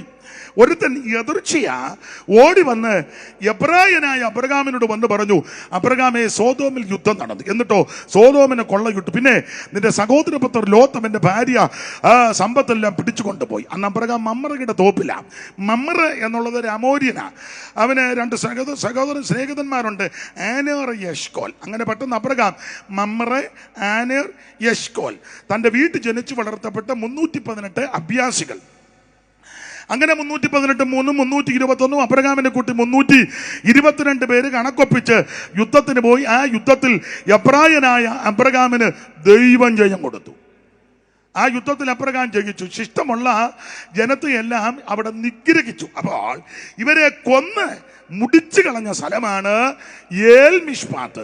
അതുകൊണ്ടാണ് ഈ സ്ഥലത്തിന് ന്യായവതിയുടെ സ്ഥലം എന്നർത്ഥം വന്നത്. എന്നാൽ ആ ന്യായവതിയുടെ സ്ഥലത്ത് പിൽക്കാലത്ത് ദൈവം ശുദ്ധീകരിച്ചു, വിശുദ്ധമാക്കി.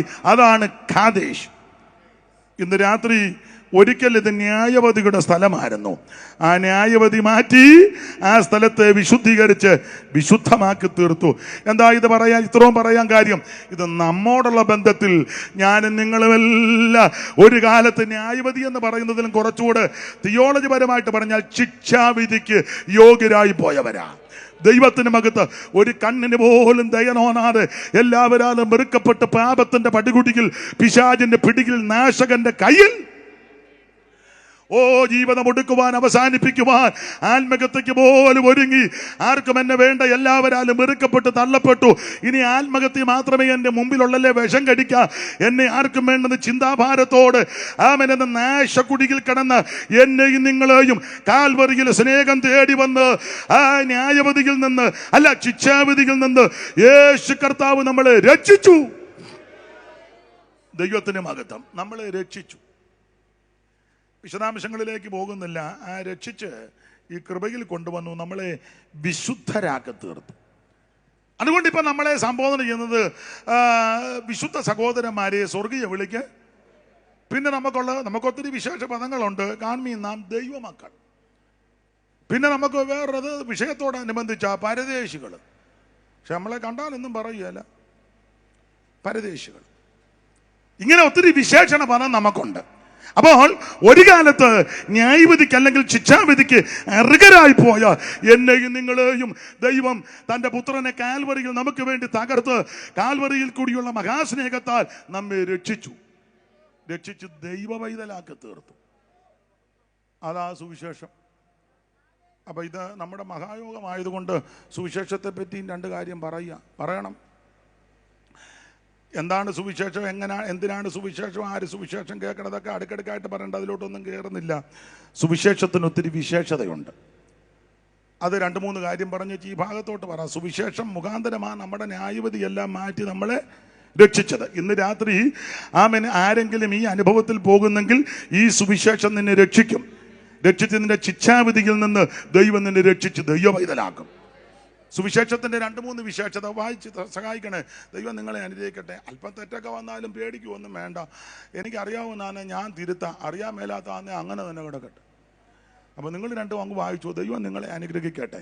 എന്നാലും എനിക്ക് വായിച്ചു തരാൻ നിങ്ങൾ വളരെ എന്ത് ത്യാഗവും സഹിച്ച് പലരോടും പറഞ്ഞു കാണുമായിരിക്കും വായിക്കാം. അപ്പം പല പെണ്ണുങ്ങളും പറഞ്ഞു കാണും, അയാൾക്ക് ബോധവും വിവരം ഉള്ളവനല്ല, ഞങ്ങളൊന്നും വായിക്കാൻ പറഞ്ഞു കാണും. പിന്നെ അപ്പോൾ ഇതുങ്ങൾ 2 പറഞ്ഞ് എന്ത് മരുന്നെടുത്ത് വെച്ച് കാണാം. പുള്ളിയുടെ കൈക്ക് തീര് കാണാൻ ഈ കൈക്ക് തീരട്ടെ, ഒരു കുഴപ്പവുമില്ല. 2 പേരെയും ദൈവം, ഞാൻ യോഗം കഴിഞ്ഞ തലയെ കൈ വെച്ച് അനുഗ്രഹിച്ച് വെച്ചേ വിടുകയുള്ളൂ. 2 പേരെയും ദൈവം അനുഗ്രഹിക്കും. ദൈവത്തിന്റെ മകത്ത്. അപ്പം വായിക്കാം സുവിശേഷത്തിന്റെ വിശേഷത. എന്താണ് സുവിശേഷം? അത് യേശു ക്രിസ്തു. എന്തിനാ സുവിശേഷം? സകല മനുഷ്യനും രക്ഷപ്പെടാൻ. ആരാ കേൾക്കേണ്ടത്? സകല ജാതികളും ഇത് കേൾക്കണം. എന്തിനാ ഇത് കേൾക്കുന്നത്? അവന് കേൾക്കാനുള്ള ഗുണം. അപ്പോൾ സുവിശേഷത്തിന്റെ ചില വിശേഷത ഒന്ന് പറഞ്ഞേച്ച് നമ്മുടെ വിഷയത്തിലേക്ക് വരാം. എന്താ സുവിശേഷത്തിന്? ഒത്തിരി വിശേഷതയുണ്ട്.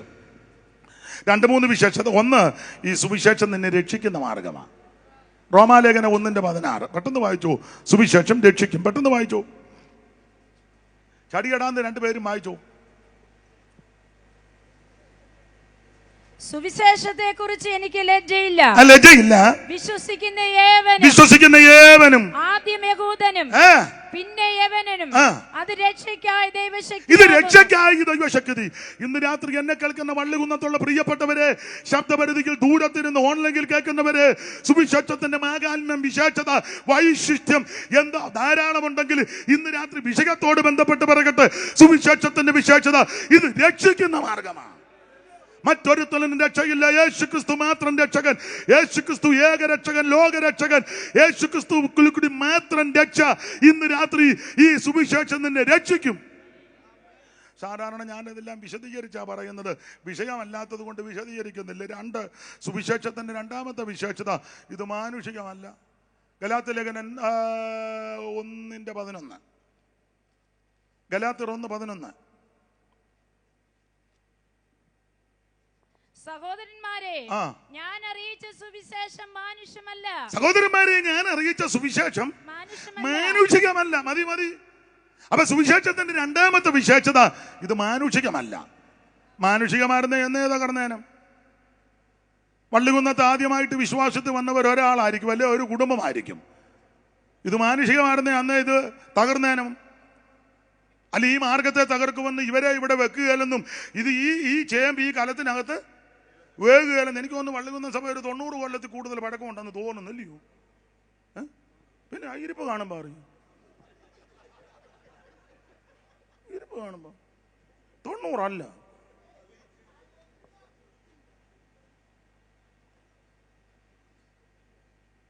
അപ്പോൾ ആരംഭകാലത്ത് എനിക്ക് ചരിത്രമൊന്നും അറിയത്തില്ലെങ്കിലും അവരുടെ മക്കളോ കൊച്ചുമകളോ ഒക്കെ കാണും. ഇങ്ങനത്തെ സാഹചര്യം ഒന്നും വന്നില്ല. പാട്ട കൊട്ടി കളിയാക്കിയവരുണ്ട്, അന്ന് ചാണകം തളിച്ചവരുണ്ട്, പന്തി നിറക്കി വിട്ടവരുണ്ട്, ആക്ഷേപിച്ചവരുണ്ട്, പരിഹസിച്ചവരുണ്ട്. ഈ മുമ്പേ പറഞ്ഞു, ഈ ചേമ്പി കാലത്ത് വേഗത്തില്ല, വള്ളികുന്നത്ത് ഇത് വേര് പിടിക്കാൻ അനുവദിക്കത്തില്ല, മാവേലിക്കരയിൽ ഇത് ഉറപ്പിക്കത്തില്ല, അല്ല കേരളത്തിൽ ഉറപ്പിക്കത്തില്ല എന്നൊക്കെ രംഗത്ത് വന്ന മിടുമിടുക്കന്മാര്, സമുദായക്കാരും മറ്റ് ഹൈന്ദവ സ്നേഹിതന്മാരും ചിലയിടങ്ങളിലൊക്കെ എല്ലാം നാനാജാതി മതസ്ഥരും എല്ലാം മിടുക്കന്മാരും രാജാക്കന്മാരും നേതാക്കന്മാരും ഒക്കെ വന്ന്, പക്ഷേ ഇത് തകർന്നില്ല. ഇത് തകർക്കാൻ ഒക്കത്തില്ല. കാരണം ഒന്നുകൂടെ പറയാ, ഇത് മാനുഷികമല്ല. അതുകൊണ്ട് എനിക്ക് ലോകത്തോട് പറയാനുള്ളത്, നീ ഇതിനെ തകർക്കാൻ വരരുത്, ഇതിനെ നശിപ്പിക്കാൻ വരരുത്, ഇതിനോട് കയറി ഒതയ്ക്കരുത്, നീ മുള്ളിനോട് കയറി ഒതയ്ക്കരുത്. ഇത് മാനുഷികമല്ല, ഇത് ദൈവികമാണ്. ദൈവത്തിന് മഹത്വം. ഒത്തിരി സംഭവങ്ങളൊക്കെ ചേർത്താണ് ഇത് പറയേണ്ടത്. ഞാൻ അങ്ങ് വിഴുങ്ങുക, കാരണം എടുത്ത വിഷയത്തിൽ വരണം. അതുകൊണ്ടാണ് ഇത് 9 നിർത്തുകയല്ല കേട്ടോ. ആ പൂതികളൊക്കെ അങ്ങ് മനസ്സിരുന്നാൽ മതി.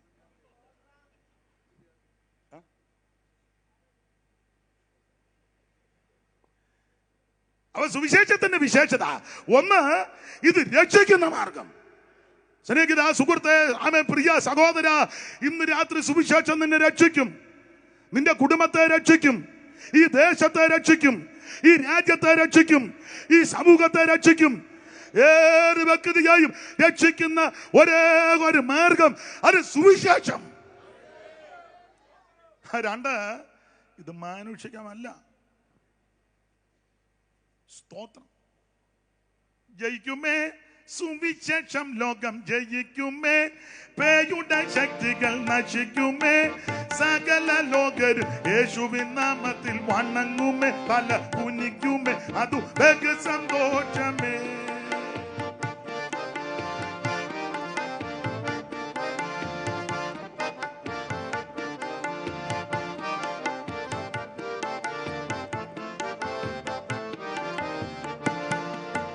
ഇടിക്കുവിൻ പേയിൻ കോട്ട നാം ഇടിക്കുവിൻ, ജാതി ഭേദങ്ങൾ മുട്ടിക്കുവിൻ, സ്നേഹത്തിൻ കൊടി പിടിക്കുവിൻ, യേശുവിൻ കൊടി രക്ഷയോടുയർത്തിയിടുവിൻ. നാം ജയിക്കുമേ സുവിശേഷം, ലോകം ജയിക്കുമേ, പേയുടെ ശക്തികൾ നശിക്കുമേ, സകല ലോകരും യേശുവിൻ നാമത്തിൽ വണങ്ങുമേ, തല കുനിക്കുമേ, അത് ബഹു സന്തോഷമേ.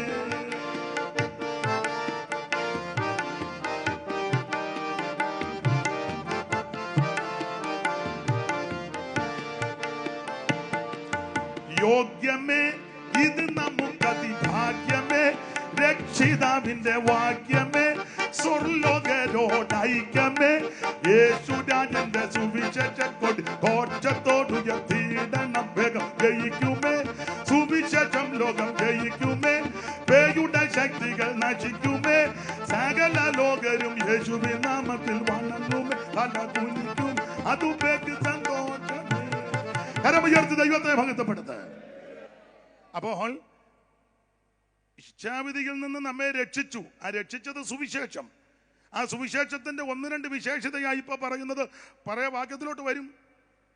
അപ്പോൾ 1, ഇത് രക്ഷിക്കുന്ന മാർഗം. 2, സുവിശേഷം മാനുഷികമല്ല. 3, ഈ സുവിശേഷം നിന്നെ ഉയർത്തും. കൊരിന്ത്യർക്ക് എഴുതിയ 2-ാം ലേഖനം 11-ാം അധ്യായത്തിന്റെ 7-ാമത്തെ തിരുവെടുത്ത്. കൊരിന്ത്യർക്ക് എഴുതിയ 2-ാം ലേഖനം 11:7. അല്ലെങ്കിൽ ഞാൻ ദൈവത്തിന്റെ സുവിശേഷം. ഒന്നുകൂടെ വായിച്ചേ. അല്ലെങ്കിൽ ഞാൻ ദൈവത്തിന്റെ സുവിശേഷം നിങ്ങൾക്ക് സൗജന്യമായി പ്രസംഗിച്ചുകൊണ്ട് നിങ്ങൾ ഉയരേണ്ടതിന് എന്നെ. കണ്ടോ, നിങ്ങൾ ഉയരേണ്ടതിന്.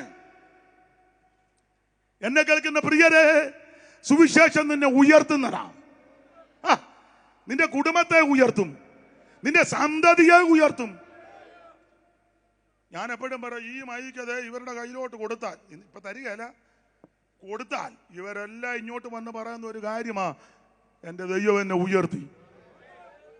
അല്ല, ഈ മൈക്കാണ്ട് റോസമ്മാമ്മയുടെ കയ്യിലോട്ടും സൂസന്റെ കയ്യിലോട്ടും കൊടുത്താൽ പറയല്ലേ എന്റെ ദൈവം എന്നെ പറയല്ലേ. ഒച്ചുകൊണ്ടുണ്ണിച്ചാ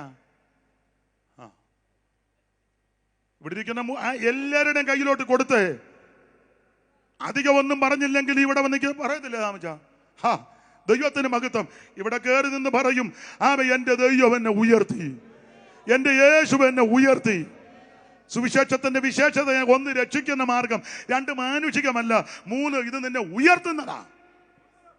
അങ്ങനെ ഉയർത്തുമ്പോ ഇത് ചുമ്മാ ഇത് വിശ്വസിക്കാത്തവനും അംഗീകരിക്കാൻ നിന്ന് അങ്ങ് കളിയാക്കുക. അവന്റെ ഒരു പോക്ക്, അവന്റെ ഒരു ഇരിപ്പ്. സ്തോത്രം. ഇത് കണ്ണു കടിച്ചിട്ടൊന്നും ഒരു കാര്യവുമില്ല. നീയും ഈ മാർഗത്തിൽ വാ. നീയും സുവിശേഷം ഏറ്റെടുക്ക്. നീയും സുവിശേഷത്തെ വിശ്വസിക്ക്. ആർക്കും വിശ്വസിക്കാം, ആർക്കും അംഗീകരിക്കാം, ആർക്കും ഏറ്റെടുക്കാം. ഇത് ഒരു കുടുംബത്തിന്റെ കുത്തകയല്ല, ഒരു സമൂഹത്തിന്റെ കുത്തകയല്ല, ഒരു മതത്തിന്റെ കുത്തകയല്ല. ഇത് മുഴു ലോകത്തിന്റെ രക്ഷയ്ക്കുള്ളതാണ്. അപ്പോൾ സുവിശേഷം നമ്മളെ ഉയർത്തുന്നതാണ്. ഒത്തിരി കാര്യങ്ങൾ പറയേണ്ടതുണ്ട്. എന്തിനാ ദൂരോട്ട് പോകുന്നത്? നമ്മുടെ ആൾക്കാരൊക്കെ പ്രസംഗിക്കുമ്പോൾ പറയാനുണ്ട്, ഓസ്ട്രേലിയയിൽ ഒരു കാര്യം നടന്നു. ഉള്ളതാ, നല്ലതാ. കാനഡയിൽ അത് സന്ദർഭോചിതമായിട്ട് പറയുന്നത് ഞാൻ കേട്ടിട്ടുണ്ട്. നല്ല കാര്യമാ പറഞ്ഞു. ഇപ്പൊ ഓസ്ട്രേലിയക്കും കാനഡയ്ക്കും ഒന്നും പോകണ്ട. നമുക്ക് പറയാനുണ്ടല്ലോ, ദൈവം എന്നെ എന്തിനാ എല്ലാവരുടെ കാര്യം. എൻ്റെ കാര്യം ഒരു ബോധവും വെളിവും ഉള്ളവനല്ലായിരുന്നു ഞാൻ. പിന്നെ ഇപ്പോഴും ഇല്ല, എന്നാൽ ഇച്ചിരിയെങ്കിലും ബോധം വന്നത് ഈ സുവിശേഷം ഏറ്റെടുത്തുകൊണ്ട്. അതിന് ഒരു തർക്കവും. ദൈവത്തിന് മഹത്വം. എൻ്റെ അപ്പന് ഒരു കള്ള് ഷാപ്പിലെ ചെറിയൊരു ജോലിയായിരുന്നു.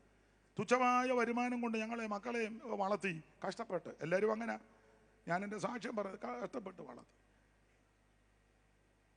എനിക്ക് പഠിക്കാനൊന്നും ഉള്ള കൃപയൊന്നുമില്ലായിരുന്നു, വിദ്യാഭ്യാസമൊന്നുമില്ല.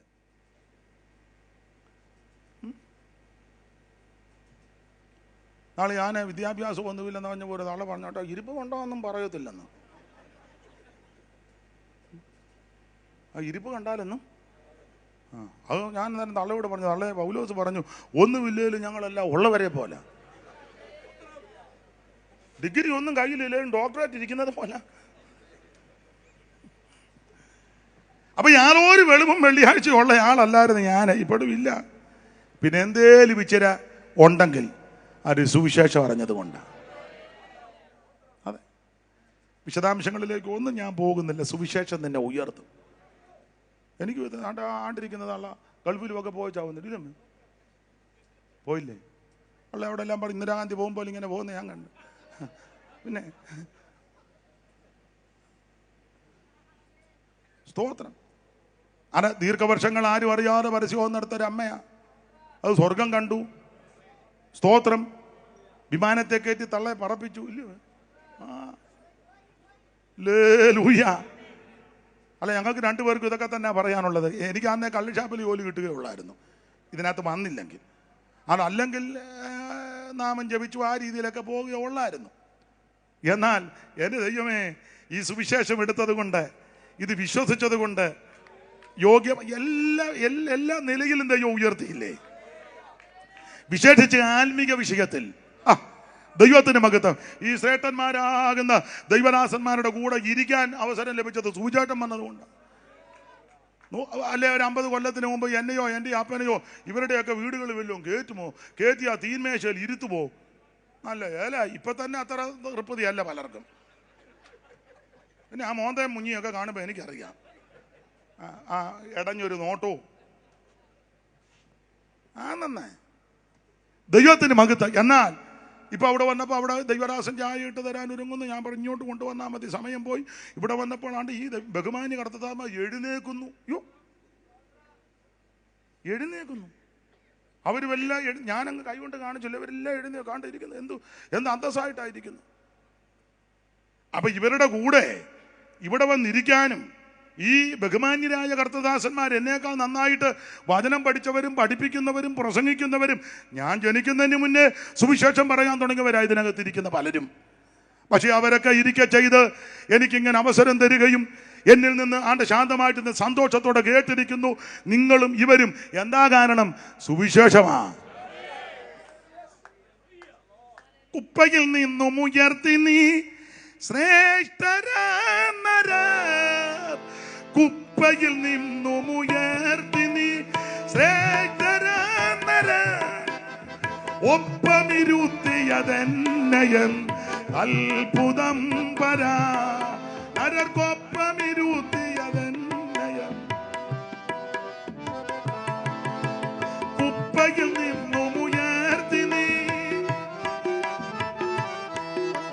കുപ്പയിൽ നിന്നും ഉയർത്തി നീ ശ്രേഷ്ഠരാനര, ഒപ്പമിരുത്തിയതെന്നയം അത്ഭുതം പരാ, നരർക്കൊപ്പമിരുത്തിയതെന്നയം അത്ഭുതം പരാ. മനുവേല വന്ദനം മന്നിലേഖനായി, മനുജാതിക്കായി വന്നത ഉന്നതാധിപാ, മനുവേല വന്ദനം.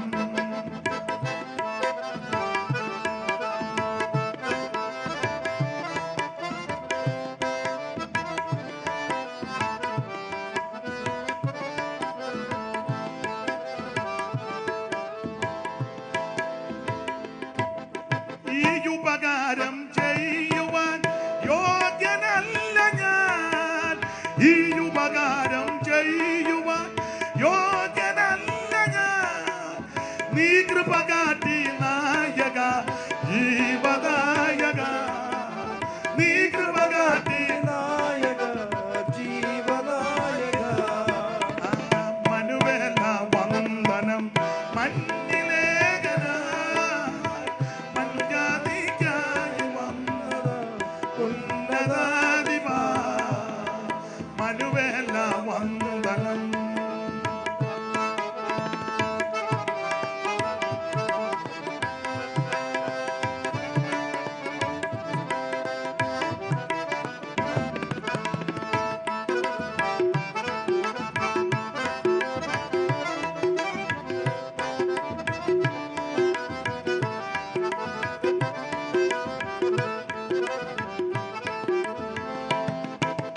കുപ്പയിൽ നിന്നും ഉയർത്തി നീ,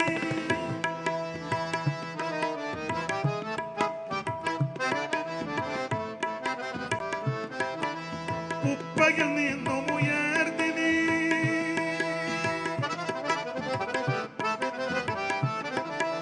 കുപ്പയിൽ നിന്നും ഉയർത്തി നീ,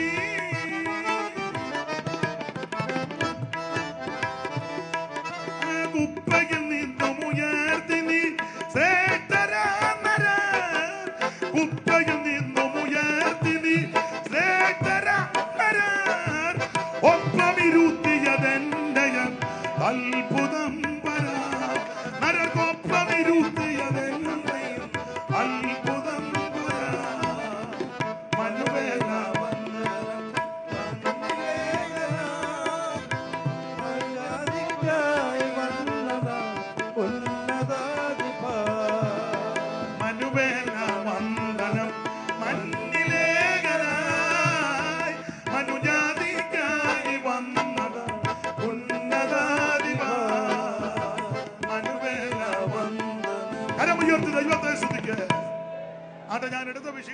അതുകൊണ്ട് ഇത് അധികം വിശദീകരിക്കുന്നില്ല. എങ്കിലും സുവിശേഷ യോഗത്തിൽ ഇത് പറയണമല്ലോ. ദൈവത്തിന്റെ മകത്വം. ഞാൻ ഇരുന്നത് രണ്ട് കാര്യമാണ്. ഒന്ന്, ഇരുത്തിയെന്ന് പാടിയപ്പോൾ ഇരുന്നത്. രണ്ട്, ഭയങ്കര വിയർപ്പ്, ചില കാറ്റ് കൊള്ളാനും കൂടെ. നെയ്യപ്പം നിന്നാ രണ്ട് ഗുണമെന്ന് പറഞ്ഞ പോലെ. പിന്നെ അപ്പൊ ശ്രദ്ധിക്കുക, ഈ സുവിശേഷം നിന്നെ ഉയർത്തും. ആ പിള്ളേരെ എല്ലാം അവിടെ അടക്കിയിരുത്തത് അതൊക്കെയാ. അവൻ റിലേയാ ആട്ടെ. അപ്പൊ ശ്രദ്ധിക്കുക, എന്നെ കേൾക്കുന്ന പ്രിയരെ, ഒന്ന്, സുവിശേഷം നിന്നെ രക്ഷിക്കും. സുവിശേഷം മാനുഷികമല്ല. രണ്ട്, സുവിശേഷം നിന്നെ രണ്ട് കാര്യം കൂടെ പറയാം. സുവിശേഷം സമാധാനം തരും. വായിച്ചോ എഫേസ്യ ലേഖനം 6:14-15. അറിവുള്ള വാക്യമെങ്കിലും വായിച്ചോ. സുവിശേഷം സമാധാനം തരും. വായിക്കേ. എന്നെ രണ്ടുപേരും വർത്താനം പറഞ്ഞു. എന്റെ റോസമ്മ എഫേസ്യ ലേഖനം 6:14 അണ്ട താഴെ. നിങ്ങളുടെ അരയ്ക്ക് സത്യം കെട്ടിയും നീതി എന്ന കവചം ധരിച്ചും സമാധാന സുവിശേഷത്തിനായുള്ള ഒരുക്കം കാലിന് മതി. അതെ, സുവിശേഷത്തിന്റെ 4ാമത്തെ വിശേഷത, ഇത് സമാധാനം തരും. ഇന്ന് രാത്രി സമാധാനമില്ലാതെ, മനഃശാന്തിയില്ലാതെ, സ്വസ്ഥതയില്ലാതെ ആരേലും എന്നെ കേൾക്കുന്നെങ്കിൽ, നീ ഒരു നേർച്ച കാഴ്ചയും വെക്കണ്ട. അരിയും തുണിയും മണിയും കിണി മെഴുകുതിരിയും കമ്പിത്തിരിയും ഒന്നും വേണ്ട. നിന്റെ നേർച്ച പൈസയും വേണ്ട. ഒന്നും വേണ്ട. ഇരിക്കുന്ന ഇടത്ത് കയ്യും പൊക്കണ്ട, കാലും പൊക്കണ്ട. കാറിന്റെ വൈപ്പർ അടിക്കും പോലെ കിടന്ന് അടിക്കുകയും വേണ്ട. അവിടെ ശാന്തമായിട്ടിരുന്ന് ഉള്ളുരുകി ഒരൊറ്റ പ്രാർത്ഥന, എൻ്റെ യേശുവേ, ഇന്ന് രാത്രി എന്നെ രക്ഷിക്കണം, എൻ്റെ ഉള്ളത്തിലേക്ക് വരണമെന്ന് ഇന്ന് രാത്രി നീ പ്രാർത്ഥിച്ചാൽ, ഇന്ന് രാത്രി ക്രിസ്തു നമ്മുടെ സമാധാനമാ. ആ സമാധാന പുരുഷൻ നിന്റെ ഉള്ളത്തിലോട്ട് വരും. ഈ സമാധാനം കുറച്ചൊന്നുമല്ല. പ്രവാചകൻ പറഞ്ഞ നദി പോലെ ഒഴുകുക. നമ്മുടെ കർത്താവിന് ഒത്തിരി പേരുകളുണ്ട്, സന്ദർഭോചിതമായിട്ടും വിഷയാധിഷ്ഠിതമായിട്ടും. അതിലൊരു പേരിങ്ങനെ സമാധാന പ്രഭു, അല്ലാതെ ചോറ് തരുന്ന പ്രഭു എന്നല്ല.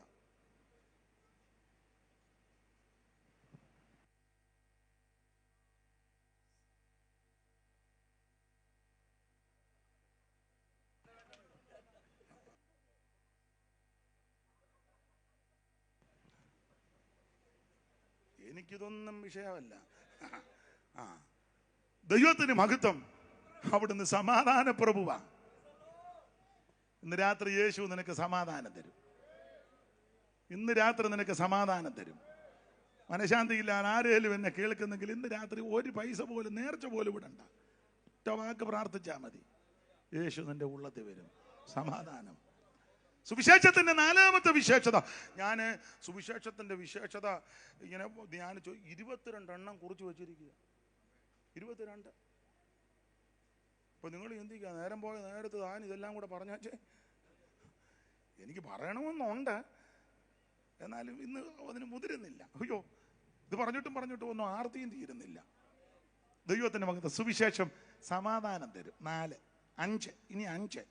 ഈ സുവിശേഷം യോഗ്യമായിട്ട് നടക്കാൻ പഠിപ്പിക്കും.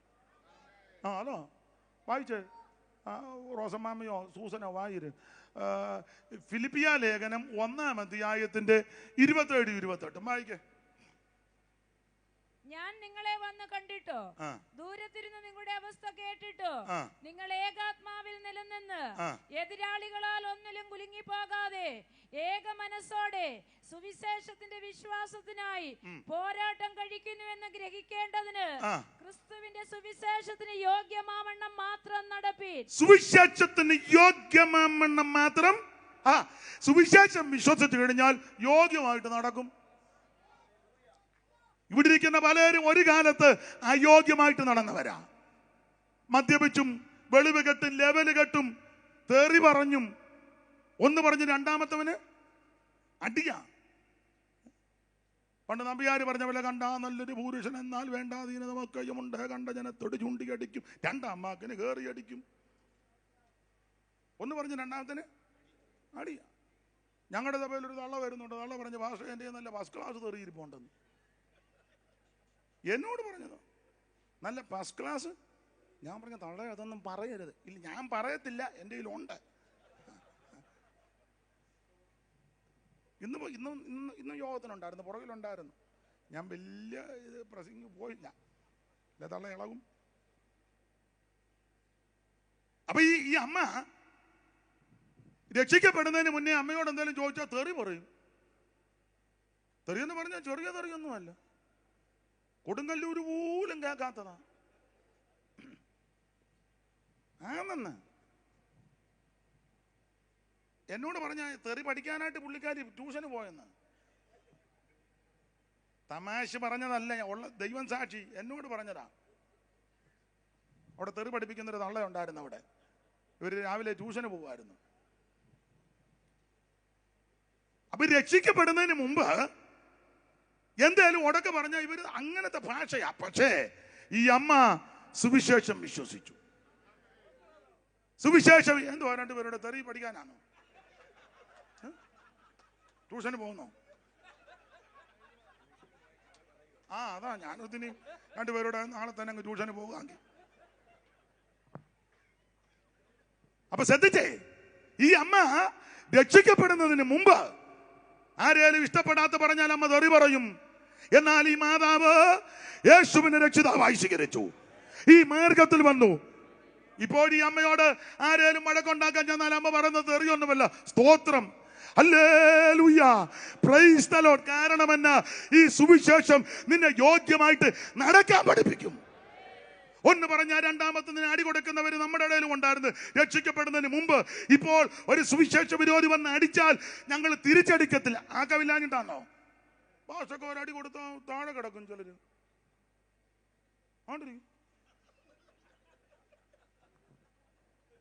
അച്ഛൻ ഇച്ചിരി പ്രായം ആയ കാലത്തല്ലോ, അല്ല തല്ലിയ നല്ല നാക്കമുണ്ടെന്ന്. പക്ഷെ എന്നാ ഒന്നും ചെയ്യാത്ത ഈ മാന്യ കർത്തൃദാസനെ തെറി പറഞ്ഞാൽ തിരിച്ച് തെറി പറയത്തില്ല, സ്തോത്രം പറയും. അടിക്കാൻ ചെന്നാൽ ഹല്ലേലൂയ പറയും. കാരണം എന്നാ? സുവിശേഷം യോഗ്യമായി നടക്കാൻ പഠിപ്പിക്കും. ഇന്ന് രാത്രി എന്നെ കേൾക്കുന്ന പ്രിയരെ, സുവിശേഷത്തിന്റെ വിശേഷത യോഗ്യമായി സംസാരിക്കാൻ പഠിപ്പിക്കും, യോഗ്യമായി വസ്ത്രം ധരിക്കും. എനിക്ക് ഈ അമ്മച്ചിയെ വലിയ ഇഷ്ടമാണ്. എന്നെ നല്ല യോഗ്യമായിട്ടാണ് വസ്ത്രമൊക്കെ ധരിച്ചു. ഞാൻ എല്ലായിടത്തും പറയുകയും ചെയ്യും, അമ്മ എവിടെ എഴുന്നേറ്റ് വന്നേ, ഇങ്ങോട്ട് വന്നേ, ആക്കമുണ്ടോ, നടക്കാവോ? ഉണ്ടോ? ഇന്ന് രാത്രി വരുമ്പോഴാ വരുന്നവാ, ഉരുണ്ട് വീടരുത്. എന്നാളിങ്ങനെ അങ്ങോട്ടൊന്ന് തിരിയമ്മേ, കാണട്ടമ്മേ എല്ലാവരും. പെണ്ണുങ്ങളെല്ലാം ഒന്ന് കാണും. കൈക്ക് ഇറക്കമില്ല, അടുത്ത് ഇറങ്ങി ഇരുന്ന് എന്നിട്ട് ഇടയ്ക്കിടന്ന് പൊളയുക യോഗത്തിനിടെ. ആട്ടെ, ഞാനിപ്പോൾ ഒന്നും പറയുന്നില്ല, നാളെ നിങ്ങൾക്ക് യോഗം ഉള്ളതല്ലേ, നിങ്ങൾ വരാതിരുന്നാൽ നിങ്ങൾ പറയും അയാൾ വന്ന് പ്രസംഗിച്ചാൽ പിറ്റേ നാള്. അതുകൊണ്ട് വേണ്ട. സുവിശേഷം നിന്നെ യോഗ്യമായിട്ട് നടക്കാൻ പഠിപ്പിക്കും. വീട്ടിലും നാട്ടിലും സമൂഹത്തിലും എവിടെ ചെന്നാലും നമുക്ക് തന്ന യോഗ്യത ഇത് സുവിശേഷം അംഗീകരിച്ചത് കൊണ്ടാണ്. ഒന്ന് രക്ഷിക്കും, രണ്ടിത് മാനുഷികമല്ല, 3 ഉയർത്തും, 4 സമാധാനം തരും, 5 യോഗ്യമായി വണ്ണം നടക്കും. മാത്രമല്ല 6 7 കാര്യം അങ്ങ് പറയാം. 6 7 ഒരു കണക്കല്ലേ, 22 പറയുന്നില്ല, 7 ഉള്ളൂ. 6 സുവിശേഷത്തിന്റെ വിശേഷത. ഇത് അഭിമാനത്തോടെ പറയണം. സുവിശേഷം പിന്നെ എവിടെയും പറയാൻ കൊള്ളാവുന്നത് സുവിശേഷമാണ്. ഒന്ന് വായിച്ചേ ദൈവദാസിമാരെ, റോമാലേഖനം 15-ാം അധ്യായത്തിന്റെ 21 ഒന്ന് വായിച്ചോ. അറിവുള്ള വാക്യമാ, വായിച്ചോ. റോമർ 15:21. അവനെ കുറിച്ച് അറിവ് കിട്ടിയിട്ടില്ലാത്തവർ കാണും, കേട്ടിട്ടില്ലാത്തവർ ഗ്രഹിക്കും എന്ന് എഴുതിയിരിക്കുന്നത് പോലെ അത്രേ സുവിശേഷം അറിയിപ്പാൻ അഭിമാനിക്കുന്നു. ഇത് അഭിമാനത്തോടെ പറയണം. ഇത് ചിലർക്ക് ഇത് വലിയ നാണക്കേടോ. ചെല്ലിപ്പഴത്തിൽ യോ പാസ്റ്റർ, ഇത് ഞങ്ങളുടെ കുടുംബയോഗത്തിന്റെ പ്രസിഡന്റ് ആചായൻ, അതിനെന്നെ ഇത് ഇന്നയാളാ, പുള്ളി വലിയ പൊസിഷനാ. എടാ, ഏറ്റവും വലിയ പൊസിഷൻ വിട്ടല്ലേ ഇങ്ങോട്ട് വന്നത്. അതിലും വലിയ പൊസിഷനുള്ള നേതാവനാ.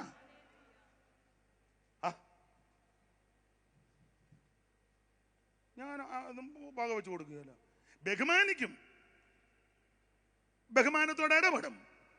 എന്റെ കർത്താവിനാ ഏറ്റവും വലിയ പൊസിഷൻ. ദൈവരൂപത്തിലിരിക്കെ ദൈവത്തോടുള്ള സമത്വം മുറുകെ പിടിച്ചുകൊള്ളണമെന്ന് വിചാരിക്കാതെ നമുക്ക് വേണ്ടി ദാസരൂപം എടുത്തവനാ.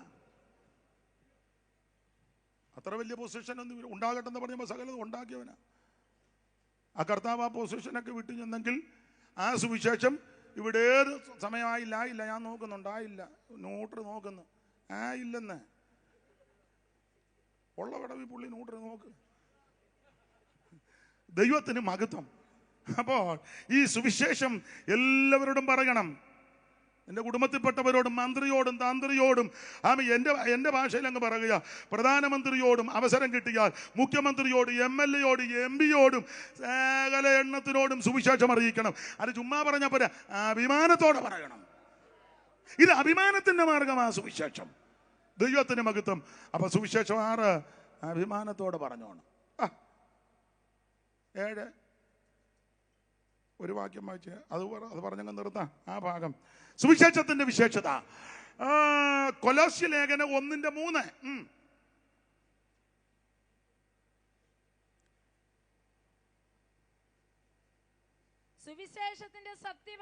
സുവിശേഷത്തിന്റെ സത്യവചനത്തിൽ നിങ്ങൾ മുമ്പ് കേട്ടതായി സ്വർഗ്ഗത്തിൽ നിങ്ങൾക്ക് സംഗ്രഹിച്ചിരിക്കുന്ന പ്രത്യാശ നിമിത്തം. ഒറ്റവാക്കി പറയാ, സുവിശേഷത്തിന്റെ 7ാമത്തെ വിശേഷത ഇത് പ്രത്യാശ തരുന്ന മാർഗമാണ്.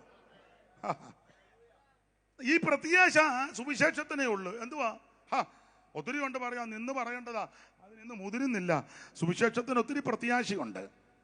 ഒന്ന്, ഞാൻ എൻ്റെ ഭാഷയിലാണ് പറഞ്ഞത്, ഈ പ്രത്യാശ നമ്മുടെ നേതാവ് തിരിച്ചു വരും.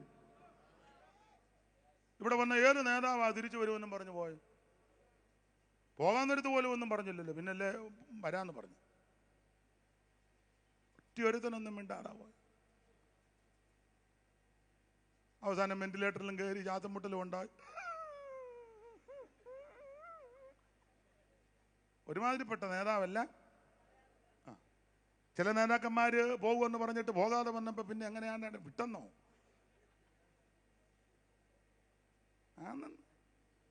ചിലത് മിണ്ടിയില്ലെന്നോ? പിന്നെ സമയം നോക്കുകയായിരിക്കും. ഇപ്പൊ നിർത്താം. നമ്മുടെ നേതാവ് അങ്ങനല്ല. പോകുന്നതിന് മുമ്പ് അരിയ ശിഷ്യന്മാരെ എല്ലാം വിളിച്ചു പറഞ്ഞു, നിങ്ങളുടെ ഹൃദയം കലങ്ങി പോകരുത്, ദൈവത്തിൽ വിശ്വസിപ്പിൻ, എന്നിലും വിശ്വസിപ്പിൻ. എൻ്റെ പിതാവിൻ്റെ ഭവനത്തിൽ അനേകം വാസസ്ഥലമുണ്ട്, ഇല്ലെങ്കിൽ ഞാൻ നിങ്ങളോട് പറയും, ഞാൻ നിങ്ങൾക്ക് സ്ഥലമൊരുക്കാൻ പോകുന്നു. ഞാൻ അവിടെ പോയി സ്ഥലമൊരുക്കി തിരിച്ചു വന്ന് നിങ്ങളെ എൻ്റെ അടുക്ക ചേർത്തുകൊള്ളും. ഇതുപോലെ പറഞ്ഞ ഒരു നേതാവുമില്ല. അതാണ് നമ്മുടെ പ്രത്യാശ. ഒത്തിരി കൊണ്ട് പറയാം. മാത്രമാണോ നമ്മളെ വിട്ട് ക്രിസ്തുവിൽ മൺമറഞ്ഞ വിശുദ്ധന്മാരെ ഒരു ദിവസം കാണും. ഇതൊക്കെയാണ് നമ്മുടെ പ്രത്യാശ. മാത്രമാണോ ദൈവത്തിന് മഹത്വം. ഈ ശരീരം അങ്ങ് മാറി ഒരു പുതിയ ശരീരവും നമുക്ക് കിട്ടും. ഇപ്പം നമ്മുടെ ഈ ശരീരം അത്ര നല്ലതൊന്നും അല്ല. നമ്മൾ എത്ര നേരം ഒരുങ്ങി വെച്ചാൽ ഒരു തരത്തിൽ ഒപ്പിച്ച് ഇവിടെ വന്ന് നമ്മൾ അവരുടെ കാര്യം അന്നേ പറയാൻ വേണ്ട.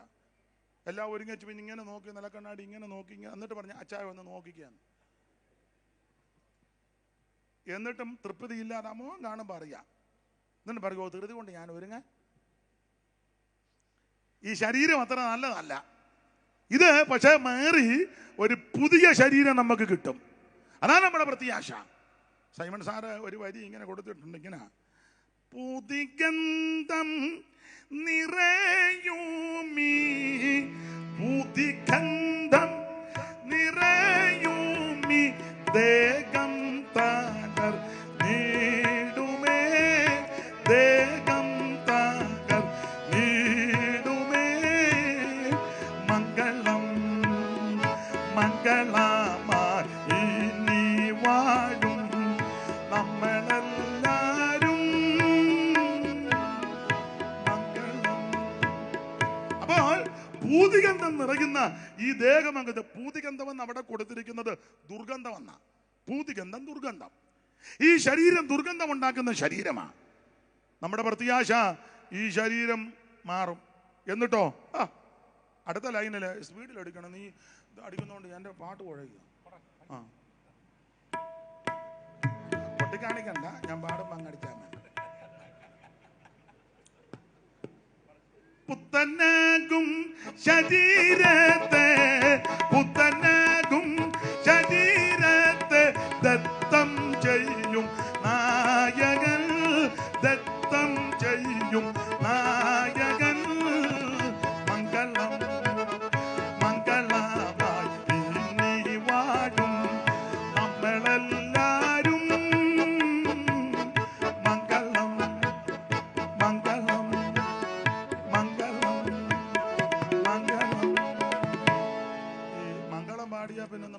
തന്ന. എന്തുവായി സമയം? എന്തുവായി ജോസ്? എന്തുവായി സമയം? 9. പിന്നെ കൂടെ ഇരുന്നു. അല്ല, ഇന്ന് 9:00 നിർത്തുള്ളൂ.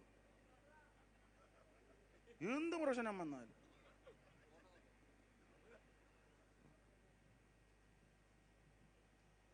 ഇനി അങ്ങോട്ട് ചെന്ന് വെച്ച് 2 ഉണക്ക ചപ്പാത്തിയും കടിച്ചു പിടിച്ചേച്ച് കയറി കിടക്കാനല്ലേ? ഞാനാന്ന് ഉപവാസമാണ്. പിന്നെ 10 ദിവസം വൈകിട്ടും കഴിക്കുന്നില്ല. പകലും വൈകിട്ടും എല്ലാം വെള്ളം മാത്രമേ കുടിക്കുന്നുള്ളൂ. സ്തോത്രം. പകലും യോഗമുണ്ട്, വൈകിട്ടും കൺവെൻഷനുണ്ട്, യാത്രയുണ്ട്, മരണ വീട്ടിലും പോകുന്നുണ്ട്.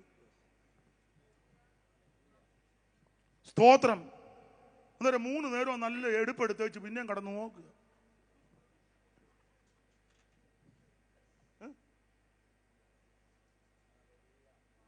ക്ഷമിക്കണേ, വെച്ച സമയം കൊണ്ട് എടുക്കുകയാണ്. അധ്യക്ഷനെ അതിക്രമിക്കുമൊന്നുമല്ല, നമ്മൾ പഴയ കയ്യാളുകളാ.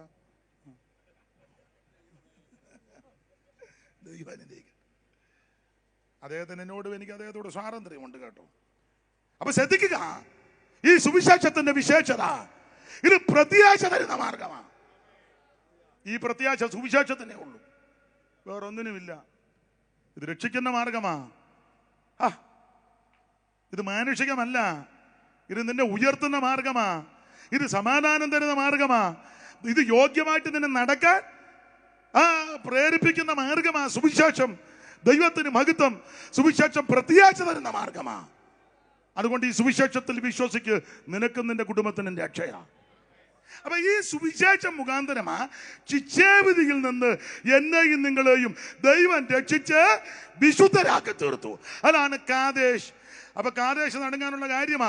കാദേശ് എന്ന വാക്കിന്റെ അർത്ഥം യഹോവയ്ക്ക് വിശുദ്ധം. കാദേശിന്റെ പണ്ടത്തെ പേര് ഏൽ മിഷ്പാത്ത്. വാക്കിന്റെ അർത്ഥം ന്യായവതികളുടെ സ്ഥലം. ന്യായവതികളുടെ സ്ഥലത്തെ ദൈവം വിശുദ്ധീകരിച്ചു. ഒരു കാലത്ത് ഞാൻ നിങ്ങളുമെല്ലാം ശിക്ഷാവിധിക്ക് ന്യായവിധിക്ക് അർഹരായി പോയവരായി. എന്നാൽ യേശുക്രിസ്തുവിന്റെ കാൽവരിയിലെ സ്നേഹത്താൽ അവിടുത്തെ പരിശുദ്ധ രക്തം നമുക്ക് വേണ്ടി ചിന്തി അതിക്രമങ്ങളുടെ പാപമോചനമെന്ന് വീണ്ടെടുപ്പ് നൽകി ദൈവം നമ്മളെ ദൈവമക്കളാക്കി. അങ്ങനെയുള്ള കാദേശ് വിശുദ്ധം. പക്ഷേ ഇവിടെ വായിച്ച വാക്യം, ദൈവദാസൻ വായിച്ച സങ്കീർത്തനം, എനിക്കത് വലിയ പ്രേരണ ഉള്ളതുകൊണ്ടാണ് ഞാൻ അതിൽ നിന്ന് പറഞ്ഞ്. പാസ്റ്ററെ കടത്തി പറഞ്ഞു ഒന്നും അല്ല കേട്ടോ, തെറ്റിദ്ധരിക്കരുത്. സന്തോഷം കൊണ്ട് ആ ഭാഗം നമ്മളൊരു പൊരുത്തമുണ്ട്, അതുകൊണ്ട് ആ വാക്യം ഇവിടുത്തെ. അല്ലെ വേറൊരു വിഷയം പറയാനാ ഞാൻ വന്ന, പക്ഷെ അദ്ദേഹം അത് സംസാരിച്ചപ്പോൾ എൻ്റെ ഹൃദയത്തിൽ ഒരു പ്രേരണ. അതുകൊണ്ട് അപ്പോൾ ഈ കാദേശ് നടുങ്ങി. എന്തുകൊണ്ടാണ് ഇത് നടുങ്ങിയത്? ശ്രദ്ധിക്കുക. ഈ കാദേശ് നടുങ്ങാൻ കാരണം കമ്പിവാചകം പോലെ 9:00 മുമ്പ് 9:30 ആശീർവാദം പറയും, അതിനു മുമ്പ് നിർത്തും. അപ്പോൾ കാദേശിന്റെ വിശേഷത എന്തുകൊണ്ട് ഈ കാദേശ് നടുങ്ങി? അതിൻ്റെ ഒരു കാരണം, ഈ കനാൻ ദേശത്തോട് ഏറ്റവും അടുത്ത് കിടന്ന സ്ഥലമായിരുന്നു കാദേശ്. വായിച്ച് ആവർത്തന പുസ്തകം 2-ാം അധ്യായത്തിന്റെ 13-14. പെട്ടെന്ന് ആവർത്തനം 2:13-14. ഇപ്പോൾ എഴുന്നേറ്റ് സേരത്തോട് കടപ്പിൻ എന്ന് കൽപ്പിച്ചതുപോലെ നാം സേരത്തോട് കടന്നിരിക്കുന്നു. നാം കാദേശ് ബർനേയിൽ നിന്ന് പുറപ്പെട്ടത് മുതൽ സേരത്തോട് കടക്കുമ്പോഴേക്കുള്ള കാലം 38 സംവത്സരമായിരുന്നു. ഇതിനിടയിൽ യോദ്ധാക്കളായിരുന്ന തലമുറയൊക്കെയും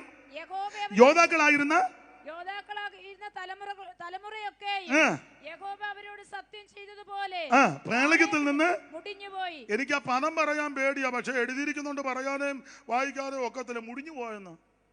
അയ്യോ, കേട്ടിട്ട് തന്നെ പേടിയാ. മുടിഞ്ഞു പോയെന്ന്. അടുത്ത വാക്യത്തിൽ വീണ്ടും പറയാ മുടിഞ്ഞെന്ന്. വായിച്ചേ. അവർ മുടിഞ്ഞു തീരും വരെ. പിന്നെ എഴുതിയിരിക്കുക മുടിഞ്ഞെന്ന്. ഈ വേദപുസ്തകം പഠിച്ചാൽ അങ്ങനൊന്നും അല്ല എഴുതേണ്ടത്. നമ്മളിങ്ങനെ വായിക്കുന്നത്, അവൻ മരിച്ചു, അവന്റെ പിതാക്കന്മാരുടെ കല്ലറയിൽ അവനെ അല്ല മുടിഞ്ഞെന്നല്ല, മുടിഞ്ഞെന്നല്ല, പിതാക്കന്മാരോട് ചേർന്നു, അങ്ങനെയുള്ള പദമുണ്ട്. എബ്രായ ലേഖനത്തിൽ വിശ്വാസത്തിൽ മരിച്ചു. വെളിപ്പാട് പുസ്തകത്തിൽ കർത്താവിൽ മരിക്കുന്ന മൃതന്മാർ. ഇങ്ങനെയുള്ള നല്ല പദങ്ങളാ. പക്ഷെ ഇവിടെ വായിക്കുന്നത് എങ്ങനാ? മുടിഞ്ഞെന്ന. മുടിഞ്ഞു. അപ്പൊ ശ്രദ്ധിക്കുക, ഇറങ്ങത്തിരിച്ച യോദ്ധാക്കളിൽ പലരും ഈ കാദേശിൽ വെച്ച് മുടിയുക. അതെന്നാ ഇങ്ങനെ മുടിയാൻ കാര്യം? ഈ കനാൻ ദേശത്തോട് ഏറ്റവും അടുത്ത് കിടന്ന സ്ഥലമായിരുന്നു കാദേശ്. നമുക്കറിയാം കനാൻ ദേശം ഏറ്റവും നല്ല സ്ഥലമാണ്. വായിച്ച് ആവർത്തന പുസ്തകം 8-ാം അധ്യായത്തിന്റെ 7 മുതൽ താഴോട്ട്. എല്ലാ ഭാഗവും എടുപ്പിക്കുന്നില്ല, ഇതൊന്ന് വായിച്ച്. ആവർത്തന 8:7. നിന്റെ ദൈവമായ യഹോവ നല്ലൊരു ദേശത്തേക്കല്ലോ. അപ്പൊ ഇസ്രായേലിനോട് പറയുക, ഇസ്രായേലേ, നിന്റെ ദൈവമായ യഹോവ നല്ലൊരു ദേശത്തേക്കല്ലോ നിന്നെ കൊണ്ടുപോകുന്നത്. അത് താഴ്വരയിൽ മലയിൽ നിന്നും പുറപ്പെടുന്ന നീരൊഴുക്കുകളും ഉറവകളും തടാകങ്ങളുമുള്ള ദേശം, ഗോതമ്പും യവമും മുന്തിരിയും അത്തിയും മേദളമുള്ള ദേശം, ഒലിവ് വൃക്ഷവും തേനുമുള്ള ദേശം, സുഭിക്ഷമായിട്ട് ഉപജീവനം കഴിക്കാവുന്നതും ഒന്നിനും കുറവില്ലാത്തതുമായ ദേശം, കല്ല് ഇരുമ്പായിരിക്കുന്നതും മലകളിൽ നിന്ന് താമ്രം വെട്ടിയെടുക്കുന്നതുമായ ദേശം. നീ ഭക്ഷിച്ച് തൃപ്തി പ്രാപിക്കുമ്പോൾ നിന്റെ ദൈവമായ യഹോവ നിനക്ക് തന്നിരിക്കുന്ന ഈ നല്ല ദേശത്തെ കുറിച്ച് റോസമ്മ വായിച്ച ദേശത്തെ കുറിച്ച് നീ അവന് സ്തോത്രം ചെയ്യണം. അത്യാവശ്യം സ്തോത്രം ചെയ്യണേ, സ്തോത്രം ചെയ്യണേ, സ്തോത്രം ചെയ്യണേ, സ്തോത്രം ചെയ്യണേ.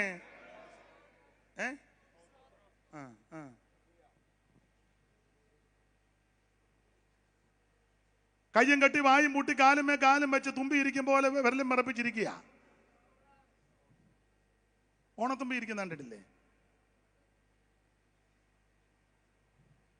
ഒന്ന് സ്തോത്രം ചെയ്യണം. അതിന്റെ കാരണം നിന്റെ ദൈവമായ യഹോവ നല്ലൊരു ദേശത്തേക്കാണ് നിന്നെ കൊണ്ടുവന്നത്. ഇരുമ്പ് ചൂളയിൽ നിന്നാണ് നിന്നെ രക്ഷിച്ചത്. നിന്റെ ജീവനെ കൈപ്പാക്കി ആ വൈക്കോല് കൊടുക്കാനാക്കി ഇഷ്ടികയുടെ എണ്ണം കൂട്ടി ആടിമ ചൂളയിൽ നിന്നെ അവൻ അങ്ങേയറ്റ ഉഴുതുമറിച്ചതാ. അവിടുന്ന് നിന്റെ ദൈവം നിന്നെ രക്ഷിച്ചു. ഈ നല്ലൊരു ദേശത്തേക്ക് കൂടി. ദേശത്തിന്റെ വിശേഷതയാ കോതമ്പ്, യവം, മുന്തിരി, അത്തി, മാതളം, ഒലിവ്, തേൻ, 7 കൂട്ടം സാധനം. ഈ 7 കൂട്ടം ഒന്നുകൊന്നുക്ക് ഈ കനാനും മിസ്രൈമുമായിട്ട് താരതമ്യ പഠനം നടത്തിയാൽ ഒത്തിരി ഉണ്ട്. ഒരു കാര്യം, കനാനില് 7 കൂട്ടം സാധനവും മിസ്രൈമിൽ 6 കൂട്ടം സാധനവും. കനാനിൽ 7 കൂട്ടം. ഒന്നുകൂടെ വായിച്ച റോസമ്മാമ ഇപ്പം വായിച്ച വാക്യം. നിന്റെ ദൈവമായ യഹോവ നല്ലൊരു ദേശത്തേക്കല്ലോ നിന്നെ കൊണ്ടുപോകുന്നത്. അത് താഴ്വരയിൽ നിന്നും മലയിൽ നിന്നും പുറപ്പെടുന്ന നീരൊഴുക്കുകളും ഉറവകളും തടാകങ്ങളുമുള്ള ദേശം. എണ്ണിക്കോണം സൂസൻ, എണ്ണിക്കോണം. റോസമ്മ വായിക്കും. വേണം വായിക്കേ. ഗോതമ്പും യവവും മുന്തിരിവള്ളിയും അത്തിവൃക്ഷവും മാതളനാരകവുമുള്ള ദേശം, പിന്നെ ഒലിവ് വൃക്ഷവും തേനുമുള്ള ദേശം. എത്രയുണ്ട് സൂസനെ? ഓടൊക്കെ മൈക്ക് കൂടെ പറ. 7. ഓലമ്പ്, യവം, മുന്തിരി, അത്തി, മാതളം, ഒലിവ്, തേൻ. കനാനിൽ 7. മിസ്രൈമിൽ വായിര് സംഖ്യ 11:4. സംഖ്യ അറിവുള്ള വാക്യമാ, വായിച്ചോ. സംഖ്യ 11:4. റോസമ്മ വായിക്കണം, സൂസൻ എണ്ണണം. പിന്നെ അവരുടെ ഇടയിലുള്ള സമ്മിശ്രജാതി ദുരാഗ്രഹികളായി. അതിന് സമ്മിശ്രജാതി റോസമ്മേ മൈക്ക് കൂടെ പറ. ഇങ്ങനെ വെച്ചാൽ അറിയത്തില്ല. പല ജാതികൾ. വേട്ടമല്ല പണ്ടൊരു പാട്ട് പാടി. ഇതുവരെ പല പല ജാതിയിൽ ഇരുന്നവർ യേശുവിൽ ഒന്നാകും. ഇതുവരെ പല പല ജാതിയിൽ ഇരുന്നവർ യേശുവിൽ ഒന്നാകും. അന്ന് പലവിധ കളറുകൾ കാണുകയില്ലായ്കയാൽ പരനോട് തുല്യരാകും. സഭകൾ അനേകമാകും, സർവേശ്വരൻ സകലർക്കും ഒന്നാകും. അന്ന് യാക്കോബ മാർത്തോമ റീതക റോമകൾ പെന്തക്കോസ്ത് വേർപാടും. അന്ന് യാക്കോബ മാർത്തോമ റീതക റോമകൾ പെന്തക്കോസ്ത് വേർപാടും. പിന്നെ CSI ലത്തീന് ലണ്ടനും ചർച്ചിൽ യേശുവിൽ. അപ്പൊ ഈ സമ്മിശ്രജാതി അവരുടെ ഇടയിലുള്ള സമ്മിശ്രജാതി എന്ന് പറഞ്ഞാൽ ഇസ്രായേലാണോ അതുമല്ല മിസ്രൈമിലാണോ, അതായി സമ്മിശ്രജാതി. നമ്മുടെ ഭാഷ പറഞ്ഞാൽ പെന്തിക്കോസാണോ അതുമല്ല, എന്നാ സമുദായമാണോ അതുമല്ല. ഏതാണിപ്പോ ഇതിങ്ങൾക്ക് അറിയാനും മേല. എടാ, ഒന്നെങ്കിൽ നീ നല്ല തനി പെന്തിക്കോസായിട്ട് ജീവിക്കണം. ഞാനൊരു ഭാഷ പറയാ, ഭാഷ നല്ലതല്ല, പക്ഷെ പറയാതിരിക്കുക. അല്ലെ ഇന്ന് രാത്രി കട്ടയും പടവും മടക്കണം. എന്താ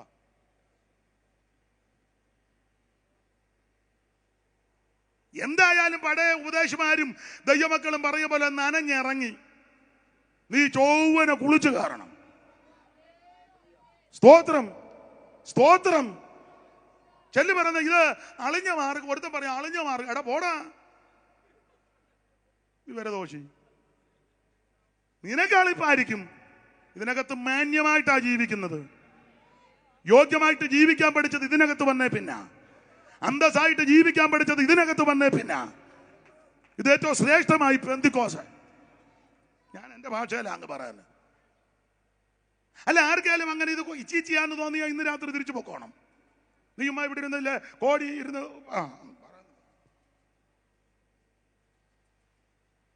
ദൈവത്തിന് മഹത്വം. സമ്മിശ്രയാദിയായിട്ട് ജീവിക്കരുത്.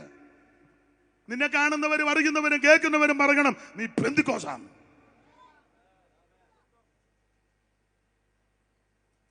ശക്തി കലർന്നെങ്ങും സാക്ഷികളായിടുവാൻ, ശക്തി കലർന്നെങ്ങും സാക്ഷികളായിടുവാൻ ശക്തരാക ഞങ്ങൾ ഈ ദിനത്തിൽ നല്ല മോട്ടു പൂർവികമായ പെന്തക്കോസ്ത് ദാനം ഞങ്ങൾക്ക് ഇന്നരുളിടേ. അച്ഛന് പാട്ടറിയാം. പഴയ പാട്ടാ, നല്ല പാട്ടല്ലേ?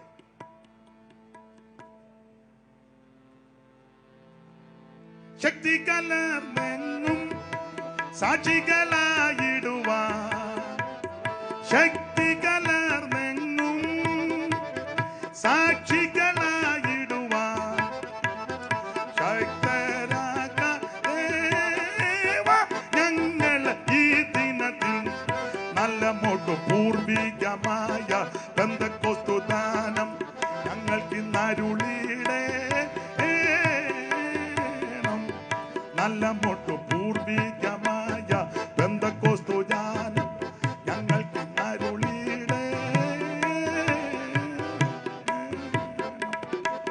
കരമുയർത്തി ദൈവത്തെ മഹത്വപ്പെടുന്നത്. അപ്പൊ ഇത് സമ്മിശ്രയാദി എല്ലാം വിവരിക്കുന്നില്ല. സമ്മിശ്രയാദി ആകരുത്. നീ നേരും ചൊവ്വനും ജീവിക്കണം. വായിച്ചോ, സമയം പോകുന്നു. സമ്മിശ്രയാദി മുഴുവൻ ദുരാഗ്രഹികളായി. വൈരേ ഇസ്രായേൽ മക്കളും വീണ്ടും കരഞ്ഞുകൊണ്ട് ഞങ്ങൾക്ക് തിന്മാൻ ഇറച്ചി ആര് തരും? അടുത്തത് ഞങ്ങൾ മിസ്രയീമിൽ വെച്ച് വില കൂടാതെ തിന്നിട്ടുള്ള സൂസൻ എണ്ണിക്കോണേ. മിസ്രയീമിൽ വെച്ച് വില കൂടാതെ തിന്നിട്ടുള്ള മത്സ്യം, വെള്ളരിക്ക, മത്തങ്ങ, ഉള്ളി, ചുമന്നുള്ളി, ചിറ്റുള്ളി. എത്രയുണ്ട്? മൈക്ക് കൂടെ പറ. 6. കനാനിലോ 7. മിസ്രയീമിലോ 6. മിസ്രയീമിൽ കൂടുതൽ ഉള്ളിയാ. കഴിഞ്ഞ ഞായറാഴ്ച ഉള്ളി, കഴിഞ്ഞ ഞായറാഴ്ച ചുവന്നുള്ളിയായിരുന്നു. ഈ ഞായറാഴ്ച വന്നപ്പം വെളുത്തുള്ളിയാ. അടുത്ത ഞായറാഴ്ച സവോളയാ. ഇവിടെ ഉള്ളി തന്നെ 3 എണ്ണമല്ലേ? ഒന്നുകൂടെ വായിച്ചാ റോസമ്മാമേ. ഞങ്ങൾക്ക് തിന്മാൻ ഇറച്ചി ആർ തരും? അതൊക്കെ ഇറച്ചി തരുമെന്ന് ചോദിച്ചെന്നുള്ളു, കിട്ടിയൊന്നുമില്ല. പിന്നെ വെള്ളരിക്ക, മത്തങ്ങ. ഓ എന്റെ റോസമ്മേ, ഞങ്ങൾ മിസ്രയീമിൽ വെച്ച് വില കൂടാതെ തിന്നിട്ടുള്ള മത്സ്യം. മത്സ്യം അത് കാശ് കൊടുക്കാതെ കിട്ടുന്നതാ. കാശ് കൊടുക്കാതെ എന്തെങ്കിലും കിട്ടുമെന്ന് പറഞ്ഞാൽ നല്ലതള്ള ഇല്ലേ? കാശ് കൊടുക്കണ്ടല്ലോ. സെമിത്തേരിലൊക്കെ വന്ന് 5ഉം 6ഉം പൊതി മേടിച്ചോണ്ട് പോകുന്ന ആൾക്കാരെ ഞങ്ങൾ കാശ് കൊടുക്കുക. അവിടെ കാശില്ലല്ലോ. സെമിത്തേരി വന്ന് 5ഉം 6ഉം പൊതി ഒരു തള്ളയാൻ നോക്കിയപ്പോൾ മണ്ടിക്കകത്ത് 5-6 പൊതി കിടക്കുന്നു. ചുമ്മാ കിട്ടുന്നതല്ലേ? ഇങ്ങനെ പരവീട് അടിക്കുന്ന എത്ര എണ്ണമുണ്ട്? അത് പോട്ടെ. ഇത് വായിര്. ഞങ്ങൾ മിസ്രയീമിൽ വെച്ച് വില കൂടാതെ നിന്നിട്ടുള്ള മത്സ്യം, പിന്നെ വെള്ളരിക്ക, മത്തങ്ങ, ഇനി അടുത്തതാ ഉള്ളി, ചുവന്നുള്ളി, ചിറ്റുള്ളി എന്നിവ ഞങ്ങൾ ഉള്ളി 3. അപ്പം വെളുത്തുള്ളിയും കൊച്ചുള്ളി സവോളയും. അപ്പം മിസ്രയീമിലെ കഴിഞ്ഞ ആഴ്ച കൊച്ചുള്ളിയായിട്ട് ഒരാൾ വന്നു. ഈ ആഴ്ച സവോളയായിട്ട് ഒരാൾ വരുന്നുണ്ട്. അടുത്ത ആഴ്ച 3 പേരാ. 3-ന്മേലാ. കൊച്ചുള്ളി, സവോള.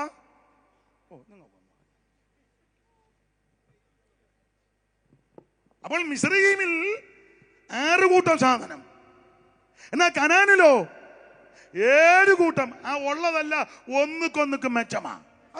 ഗോതമ്പ്, അയ്യോ ഗോതമ്പിന്റെ കാമ്പ്. യവത്തപ്പം ഇവിടെ ഒരു ബാലകന്റെ കയ്യിലുണ്ടെന്ന്. യവത്തപ്പം ഇനി കൊണ്ടുവരാൻ പറഞ്ഞു. അവിടുത്തെ തൃക്കരങ്ങളിലോട്ട് കൊടുത്തു. എടുത്തങ്ങോട്ട് വാഴ്ത്തി, ദൈവത്തെ വാഴ്ത്തി അങ്ങോട്ട് കൊടുത്തു. ഇന്നിവന്റെ എല്ലാം ഊപ്പാട് വന്ന് ബാക്കി കൊട്ടക്കകത്ത് ചുമന്ന് ഇടപാടും. അഞ്ചപ്പവും ചെറുമീൻ രണ്ടും എടുത്ത് വാഴ്ത്തി. അഞ്ചപ്പവും ചെറുമീൻ രണ്ടും എടുത്ത് വാഴ്ത്തി. അഞ്ചപ്പവും ചെറുമീൻ രണ്ടും എടുത്ത് വാഴ്ത്തി.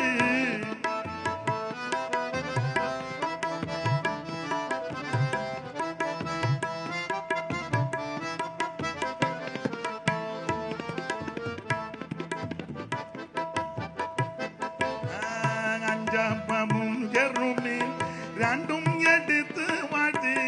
അഞ്ചപ്പവും ചെറുമീൻ രണ്ടും എടുത്ത് വാഴ്ത്തി. 5000 സംതൃപ്തിയേകിയൊരു 5000 സംതൃപ്തി. യേശു നായക വാഴ്ക ജീവദായക നിരന്തം. യേശു നായക വാഴ്ക ജീവദായക നിരന്തം.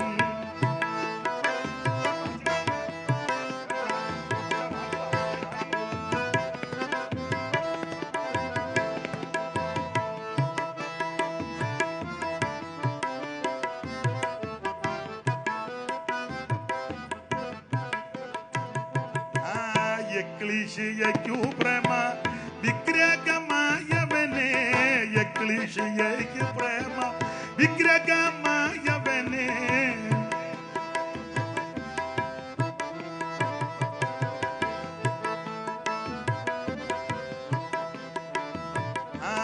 എക്ലീശിയയ്ക്ക് പ്രേമ വിഗ്രഹമായവനെ.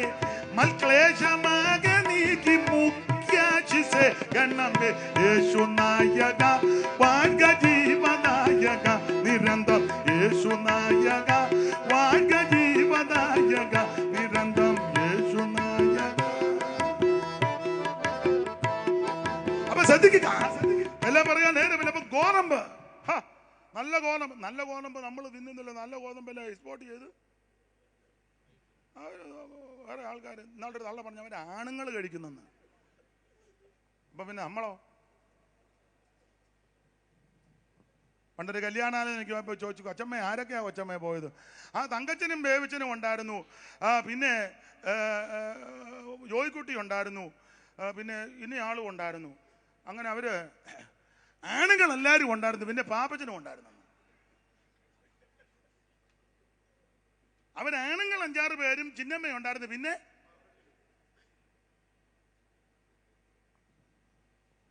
ആട്ടെ. അപ്പൊ ഈ നല്ല ഗോതമ്പ് നമ്മൾ തിന്നുന്നില്ല. നല്ല ഗോതമ്പ് ഈ നോർത്ത് ഇന്ത്യയിലൊക്കെ പോയിട്ടുള്ളത് എന്നാ എന്തോ നല്ല സോഫ്റ്റ്. നമ്മുടെ ചപ്പാത്തി ജനലെ പിടിച്ചു നിന്നേച്ച് വേണം തിന്നാൻ. അല്ലെങ്കിൽ പ്രായമുള്ളവർ കഴിക്കുന്ന മുഴുവൻ പിച്ച് കീറി ഇടുക. പിച്ച് കീറി ഇട്ടേച്ച് പറയാ, അന്നാമ്മയെ കുറച്ചേറെ ഒഴിച്ചോടി ഈ ഗ്രേവി എന്ന് വെച്ചാൽ ഇത് ഒഴിച്ചിട്ടേച്ച് വർത്താനം പറയാം. എന്നാ ഉണ്ട് വിശേഷം, മറ്റേ കാര്യം. അപ്പൊ ഇത് കുതിരാനാ? നല്ലതല്ല നീ കിട്ടുന്നതൊന്നും. ഇപ്പൊ പിന്നെ നമ്മുടെ പെണ്ണുങ്ങൾക്ക് 2 ചപ്പാത്തി ഉണ്ടാക്കല്ല, കടയിൽ നിന്ന് മേടിക്കുക എന്ന് ചോദിച്ചാൽ പക്ഷേ ചപ്പാത്തി പക്ഷേ എളുപ്പമുണ്ടല്ലോ. മറ്റേത് പൊടി കുഴയ്ക്കണം, ഒരു ജോലിയില്ലെന്ന് മിക്കതിനും. ചുമ്മാ ഇങ്ങനെ കസേര നിറച്ചിരുന്ന് ഞെക്കിയിരിക്കുക. അത് റിമോട്ട്. എല്ലാവരുടെയും കാര്യമല്ല. മിക്കാറും പെണ്ണുങ്ങൾ എന്നെ ഇന്ന് ശരിയാക്കുമെന്നാണ് തോന്നുന്നത്. ആകാൻ ഒറ്റ വഴിയേ ഉള്ളു. അയ്യമ്മേ പുറകെ കിടങ്ങാനും വഴിയുണ്ടോടെ. ഒരു കാര്യം പറയാം, നല്ല ഗോതമ്പൊന്നും നമുക്ക് കിട്ടുന്നില്ല. ഈ ഗോതമ്പിന്റെ കാമ്പുണ്ട് കേട്ടോ, വചനത്തിന്റെ സത്ത്. ഗോതമ്പ് യവം 5 അപ്പമല്ലേ എല്ലാത്തിനെയും പോഷിപ്പിച്ചില്ല. ഗോതമ്പ് യവം, മുന്തിരി, അത്തി, എല്ലാം പറയാൻ നേരമില്ല. പണ്ട് ദാവീദ് ജയമെല്ലാം കഴിഞ്ഞ് യുദ്ധം കഴിഞ്ഞ് വന്നപ്പം സിക്ലാഗ് തീയിട്ട് ചുട്ടു. ദാവീദ് കൊല്ലാനായിട്ട് കല്ലെറിയാൻ വരും. ദാവീദോ ദൈവത്തിൽ ധൈര്യപ്പെട്ടു. ദാവീദ് ഉടനെ അബിയാഥാർ പുരോഹിതൻ ഏബോധ് കൊണ്ടിട്ട് ദൂത് ചോദിച്ചു കർത്താവേ പരീക്ഷയുടെ പുറകെ പോകണോ? പൊക്കോളാൻ പറഞ്ഞു. അപ്പോൾ ദാവീദ് 600 പേരെ കൂട്ടി അവരുടെ പുറകെ പോയി. അങ്ങനെ പോയി ഇവർ യാത്ര ചെയ്ത് ബസോർ തോട്ടി വന്നപ്പോൾ 200 പേര് തോട് കിടക്കാൻ മേല. പണ്ട് യോർദാനൊക്കെ കടന്നവരാ, പഴയ വീരസ്യമൊക്കെ പറഞ്ഞിരിക്കുക. ഇപ്പം കൈത്തോട് ഒന്നും വയ്യ. വരുമ്പോൾ ഞങ്ങൾ പണ്ട് യോർദാൻ കടന്നു, കൂറി, ചെങ്കടല്, റെഡ് സീ, പാമ്പ് ചുറ്റും പോലെ റെഡ്സ്, പഴയ വകുപ്പ് പറയുക. അപ്പൊ പണ്ട് റെഡ് സീ ഒക്കെ കടന്നവരും യോർദാൻ കിടന്നവരും ഇപ്പൊ തോട് കിടക്കാൻ മേലെ, ബസോർ തോട്. അപ്പൊ 200 പേര് അവിടെ ശേഷിച്ച് 400 പേരുമായിട്ട് പോയി. ഓടിച്ച് പറയാം, അവിടെ ചെന്ന പൊരുത്തനെ കണ്ടു, വഴി കിടക്കുക. അവനെ പൊക്കിയെടുത്ത് ദാവീദിനിടയ്ക്ക് കൊണ്ടുവന്നു. ദാവീദിനെ അടിമുടി നോക്കി ചോദിച്ചു, എഴുത്തുകാരനാണ് നീ ഏതാ? ഞാൻ പറഞ്ഞു, ഞാൻ അസംബ്ലി സോണൊന്നും അല്ല, ഏൽപ്പിച്ചു, ഷാരോനാണോ, ചർച്ച് ഓഫ് ഗോഡാണോ നീയാ? ഞാൻ പറഞ്ഞു, ഞാനിതൊന്നുമല്ല, ഞാനൊരു മിസ്രയീമ്യ ബാല്യക്കാരനാ. ഒന്ന് വായിച്ച ആ വാക്യം, ശമൂവേലിന്റെ 1-ാം പുസ്തകം 30:13 ആദ്യം വായിക്കുക. താളിങ്ങോട്ട് മറിച്ചേച്ച് ഇടത്ത് വശത്ത് മേളിൽ, പഴയ ബൈബിളിൽ.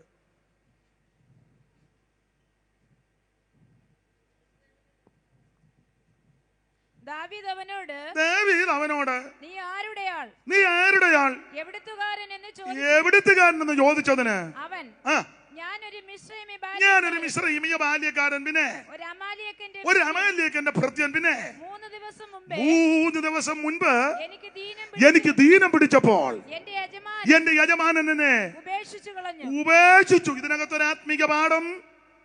ഇവന്റെ ആയുസ് മുഴുവൻ അമാലേക്കനെ സേവിച്ചവനാ, അമാലേക്കന് വേണ്ടി യുദ്ധം ചെയ്തവനാ. പക്ഷേ 3 ദിവസം മുമ്പ് ഇവന് ദീനം വന്നപ്പോൾ ഇവന്റെ യജമാനൻ ഇവനെ വഴിയിലിട്ടു പോയി. ഇതായിരിക്കും ലോകം ചെയ്യുന്നത്. നീ ഇൻകിലാബ് വിളിക്കാൻ പോയാൽ, ആമേലെ മുദ്രാവാക്യം വിളിക്കാൻ പോയാൽ, ആരോഗ്യവും ഉശിരും ചൊണയും ചൂടുവെള്ളപ്പം മതി. ഒരടിക്ക് തിരിച്ചൊരടി, ഒരു തടയൊക്കെ കൊടുക്കുന്നവരെ അവർക്ക് മതി. ആരാടാന്ന് ചോദിച്ചാൽ എന്താടാന്ന് ചോദിക്കാൻ കെപ്പും കൊടയുള്ളവന് മതി അവർക്ക്. ഇതാ ലോകം. പക്ഷെ ഒരു കാര്യം പറയാ, ഒടുവിൽ നിനക്കൊരു ക്ഷീണമോ രോഗമോ ഒരു പ്രയാസമോ വന്നാൽ ഇവരാരും നിന്നെ മൈൻഡ് ചെയ്യത്തില്ല. ആ യജമാനൻ നിന്നെ വഴിയിലിട്ടേച്ച് പോകും. എന്നാൽ സന്തോഷത്തോടും ബഹുമാനത്തോടും പറയട്ടെ, നമ്മുടെ ആയുസ്സിൽ നമ്മുടെ യൗവന രക്തം കർത്താവിനെ ശുശ്രൂഷിച്ചാൽ, കർത്താവിനെ സേവിച്ചാൽ, കർത്താവിനെ ആരാധിച്ചാൽ, കർത്താവിന് വേണ്ടി കൊടുത്താൽ നിന്നെ വഴിയിലിട്ടേച്ച് പോകത്തില്ല. പുസ്തകം പഠിപ്പിക്കുന്നത് രോഗത്തിൽ നിന്റെ കിടക്ക മാറ്റി പിരിക്കും, ദീനത്തിൽ കിടക്ക മാറ്റി പിരിക്കും, നരയ്ക്കുവോളം നിന്നെ ചുമക്കും. ഇവനെ വിവരിക്കുന്നില്ല. പൊക്കിയെടുത്ത് ദാവീദിനിടയ്ക്ക് കൊണ്ടുവന്നപ്പോ ദാവീദ് ഇവന് 4 കൂട്ടം സാധനം കൊടുത്തു. അത് പറയാനാ. ഇനി 11-ാമത്തെ വാക്യം വായിച്ചേ, 30:11. അവർ വയലിൽ വെച്ച് അവര് വയലിൽ വെച്ച് ഒരു മിസ്രയീമിനെ കണ്ടു. അവനെ നല്ല ദാവീദിന്റെ അടുക്കൽ കൊണ്ടുവന്നു. അടുത്ത വാക്യം, അവന് അപ്പം കൊടുത്തു. 4 കൂട്ട സാധനം, അപ്പം കൊടുത്തു. പിന്നെ 2, അവനത് തിന്നു. അവന് കുടിപ്പാൻ വെള്ളം കൊടുത്തു, അവനത് കുടിച്ചു. അടുത്തത്, അവർ അവൻ ഒരു കഷ്ണം അത്തിയടയും, ഒരു കഷണം അത്തിയടയും, അത്തിയട. പിന്നെ അടുത്തത്, 2 ഉണക്ക മുന്തിരിക്കുലയും. നിർത്തണേ, 2 ഉണക്ക മുന്തിരിക്കുല. അപ്പോൾ അപ്പം, വെള്ളം, അത്തി, വേറുപടയാണോ? അത്തിയട. ഓണമ്പടയാണ്.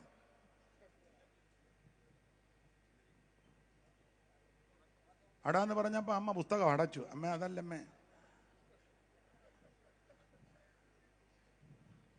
അപ്പൊ ശ്രദ്ധിക്കുക, 4 കൂട്ട സാധനം. അപ്പം കൊടുത്തു, വെള്ളം കൊടുത്തു, അത്തിയട കൊടുത്തു, ഉണക്ക മുന്തിരിക്കുല. 4 സാധനം ഇവന് കൊടുത്തു. അടുത്ത പദം ഒന്ന് ഉറക്കം മൈക്ക് കൂടെ സ്ഫുടമായിട്ട് വായിച്ചേ.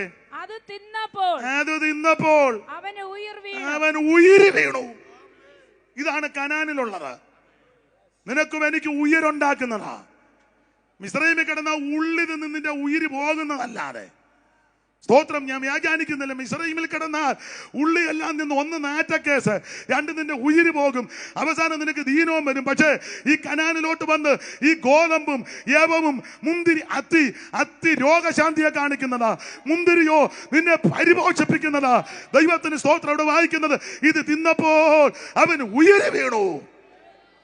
ഇന്ന് രാത്രി എന്നെ കേൾക്കുന്ന പ്രിയരെ, ഈ നല്ല സ്ഥലത്തേക്കാണ് ദൈവം നിന്നെ കൊണ്ടുവന്നത്. നിനക്ക് ഉയര് തരുന്നത് ഇതിനകത്തുണ്ട്. ആമൻ. ജീവൻ തരുവാൻ, സമൃദ്ധിയായ ജീവൻ തരുവാൻ, സ്വർഗ മഹിമ വെടിഞ്ഞ് ഇറങ്ങി വന്ന നസറായൻ ഇന്ന് രാത്രി നമ്മുടെ നടുവിലുണ്ട്. ഈ യേശുവിനെ ഏറ്റെടുക്ക്. ക്ഷീണം മാറട്ടെ, രോഗം മാറട്ടെ, തളർച്ച മാറട്ടെ, അനാഥത്വം മാറട്ടെ. ആരോരുമില്ലാതെ അവൻ വഴിയിൽ കിടന്നവന് എടുത്തുകൊണ്ടുവന്ന് നല്ല ദാവീദിന്റെ അടുക്ക കൊടുത്തപ്പോൾ അവൻ അപ്പവും വെള്ളവും അത്തിയും മുന്തിരിയും കൊടുത്ത് അവൻ ഉയരുണ്ടാക്കി. ഇന്ന് രാത്രി അവൻ സ്വന്തം നല്ല ദാവീദാകുന്ന യേശു ക്രിസ്തുവിന്റെ അടുക്കൽ ഏത് മഹാഭാവി വന്നാലും, ഏത് രോഗി വന്നാലും, ഏത് ബലഹീനം വന്നാലും, എല്ലാവരാലും വെറുക്കപ്പെട്ടവൻ വന്നാലും നിന്നെ ചേർത്തണച്ച് നിനക്ക് ആവശ്യമുള്ളത് തന്ന് സമൃദ്ധിയായ ജീവൻ തരാൻ ഇന്ന് രാത്രി യേശു നമ്മുടെ നടുവിലുണ്ട്. ആ കർത്താവിനെ ഇന്ന് രാത്രി ഏറ്റെടുക്കാം. ദൈവത്തിന് സ്വോത്രം. ബാക്കി ഭാഗം ഇന്ന് പ്രസംഗിക്കുന്നില്ല. ദൈവം അനുവദിച്ചാൽ എവിടെ വെച്ചെങ്കിലും എന്നേലും നടത്തിപ്പുണ്ടെങ്കിൽ നമുക്ക് ചിന്തിക്കാം. ഇതുവരെയും സാധാരണ 9 കണക്ക്. എന്നാലും ദൈവദാസൻ ഞാൻ പറഞ്ഞത് അംഗീകരിച്ച്, അധ്യക്ഷൻ അംഗീകരിച്ച്, അംഗീകരിച്ച് സമയം നീട്ടി തന്നതിന് നന്ദി. ചുമതലപ്പെട്ടവരെല്ലാം കേട്ടിരുന്നതിന് നന്ദി. നിങ്ങൾക്കും നന്ദി. ഓർക്കുമ്പോൾ എളിയവനെയും കുടുംബത്തെ ശുശ്രൂഷകളെ ഓർത്ത് പ്രാർത്ഥിക്കണം. ആരും നഷ്ടപ്പെട്ടു പോകരുത്, ആരും പട്ടുപോകരുത്. ഇന്ന് രാത്രി ഉയിര് തരുവാൻ, സമൃദ്ധിയായ ജീവൻ തരുവാൻ നമ്മുടെ നടുവിൽ ഒരുവൻ വന്നിട്ടുണ്ട്. ആ പഴയ പാട്ടിൻ്റെ ഒരു ചരണമേ പാടുന്ന 5 മിനിറ്റ് കൂടെ ഉണ്ട് 9:30 ആകാൻ. അപ്പോൾ ഒരു ചരണം ഒന്ന് പാടിക്കോട്ടെ. എന്തോ ഒരു ജീവൻ തരുന്നവനാ യേശു. അതികളൊടിച്ചെന്നെ കാക്കുന്നവൻ, ഭക്ഷണാദികൾ തമ്മു നിത്യം പോറ്റുന്നവൻ. അതികളൊടിച്ചെന്നെ കാക്കുന്നവൻ, ഭക്ഷണാദികൾ തമ്മു നിത്യം പോറ്റുന്നവൻ.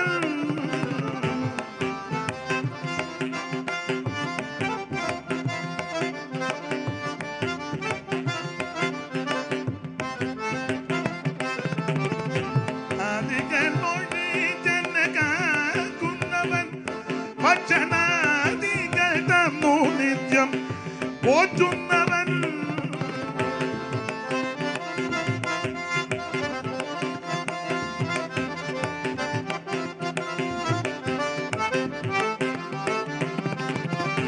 അധികം ഒഴിച്ചെന്നെ കാക്കുന്നവൻ, ഭക്ഷണാദികൾ തന്നു നിത്യം പോറ്റുന്നവൻ.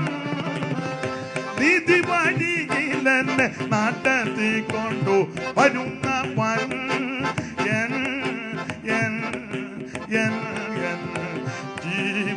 ജീവനായകന് മനുവേ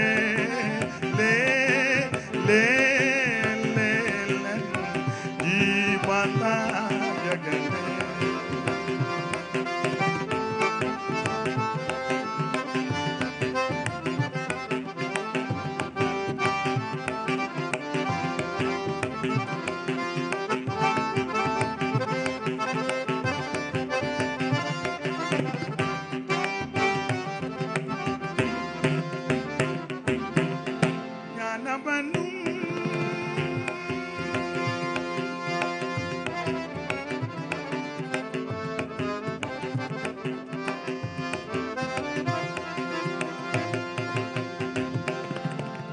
ഞാനവനും അവൻ എനിക്കവനും, പിന്നെ ഞാനവനോട് മറ്റാരെയുമേ.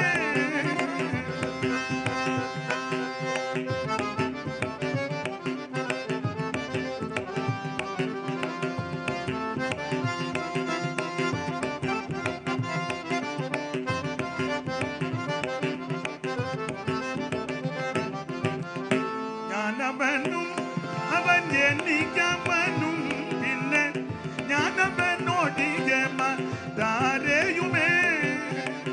ന്യൂനമറിയുന്നത് എനിക്കവനല്ല ആയവൻ,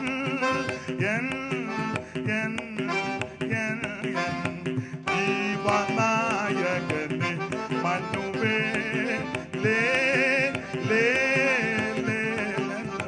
ജീവനായകന്. കരമുയർത്തി ദൈവത്തിന് മഹത്വം കൊടുക്കാം.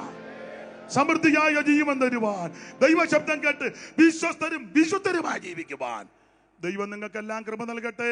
എന്നെ ഈ ശുശ്രൂഷ ക്ഷണിച്ച ബഹുമാന്യ കർത്തദാസന്മാർക്കും ഇന്നത്തെ അധ്യക്ഷൻ ആദരണീയ കർത്തദാസന്മാർ സജി പാസ്റ്റർ അടക്കമുള്ള എല്ലാ മാന്യ ദൈവവൃത്തന്മാർ, ബഹുമാന്യ ദൈവമക്കൾ, ഓൺലൈനിലുണ്ടായിരുന്ന പ്രിയപ്പെട്ടവർ എല്ലാവർക്കും നന്ദി. ഓർക്കുമ്പം എളിയവനെയും കുടുംബത്തെയും ശുശ്രൂഷകളെയും ഓർത്ത് പ്രാർത്ഥിക്കണമെന്ന് എല്ലാവരോടും അപേക്ഷിക്കുന്നു. ദൈവം നിങ്ങളെല്ലാം അനുഗ്രഹിക്കട്ടെ.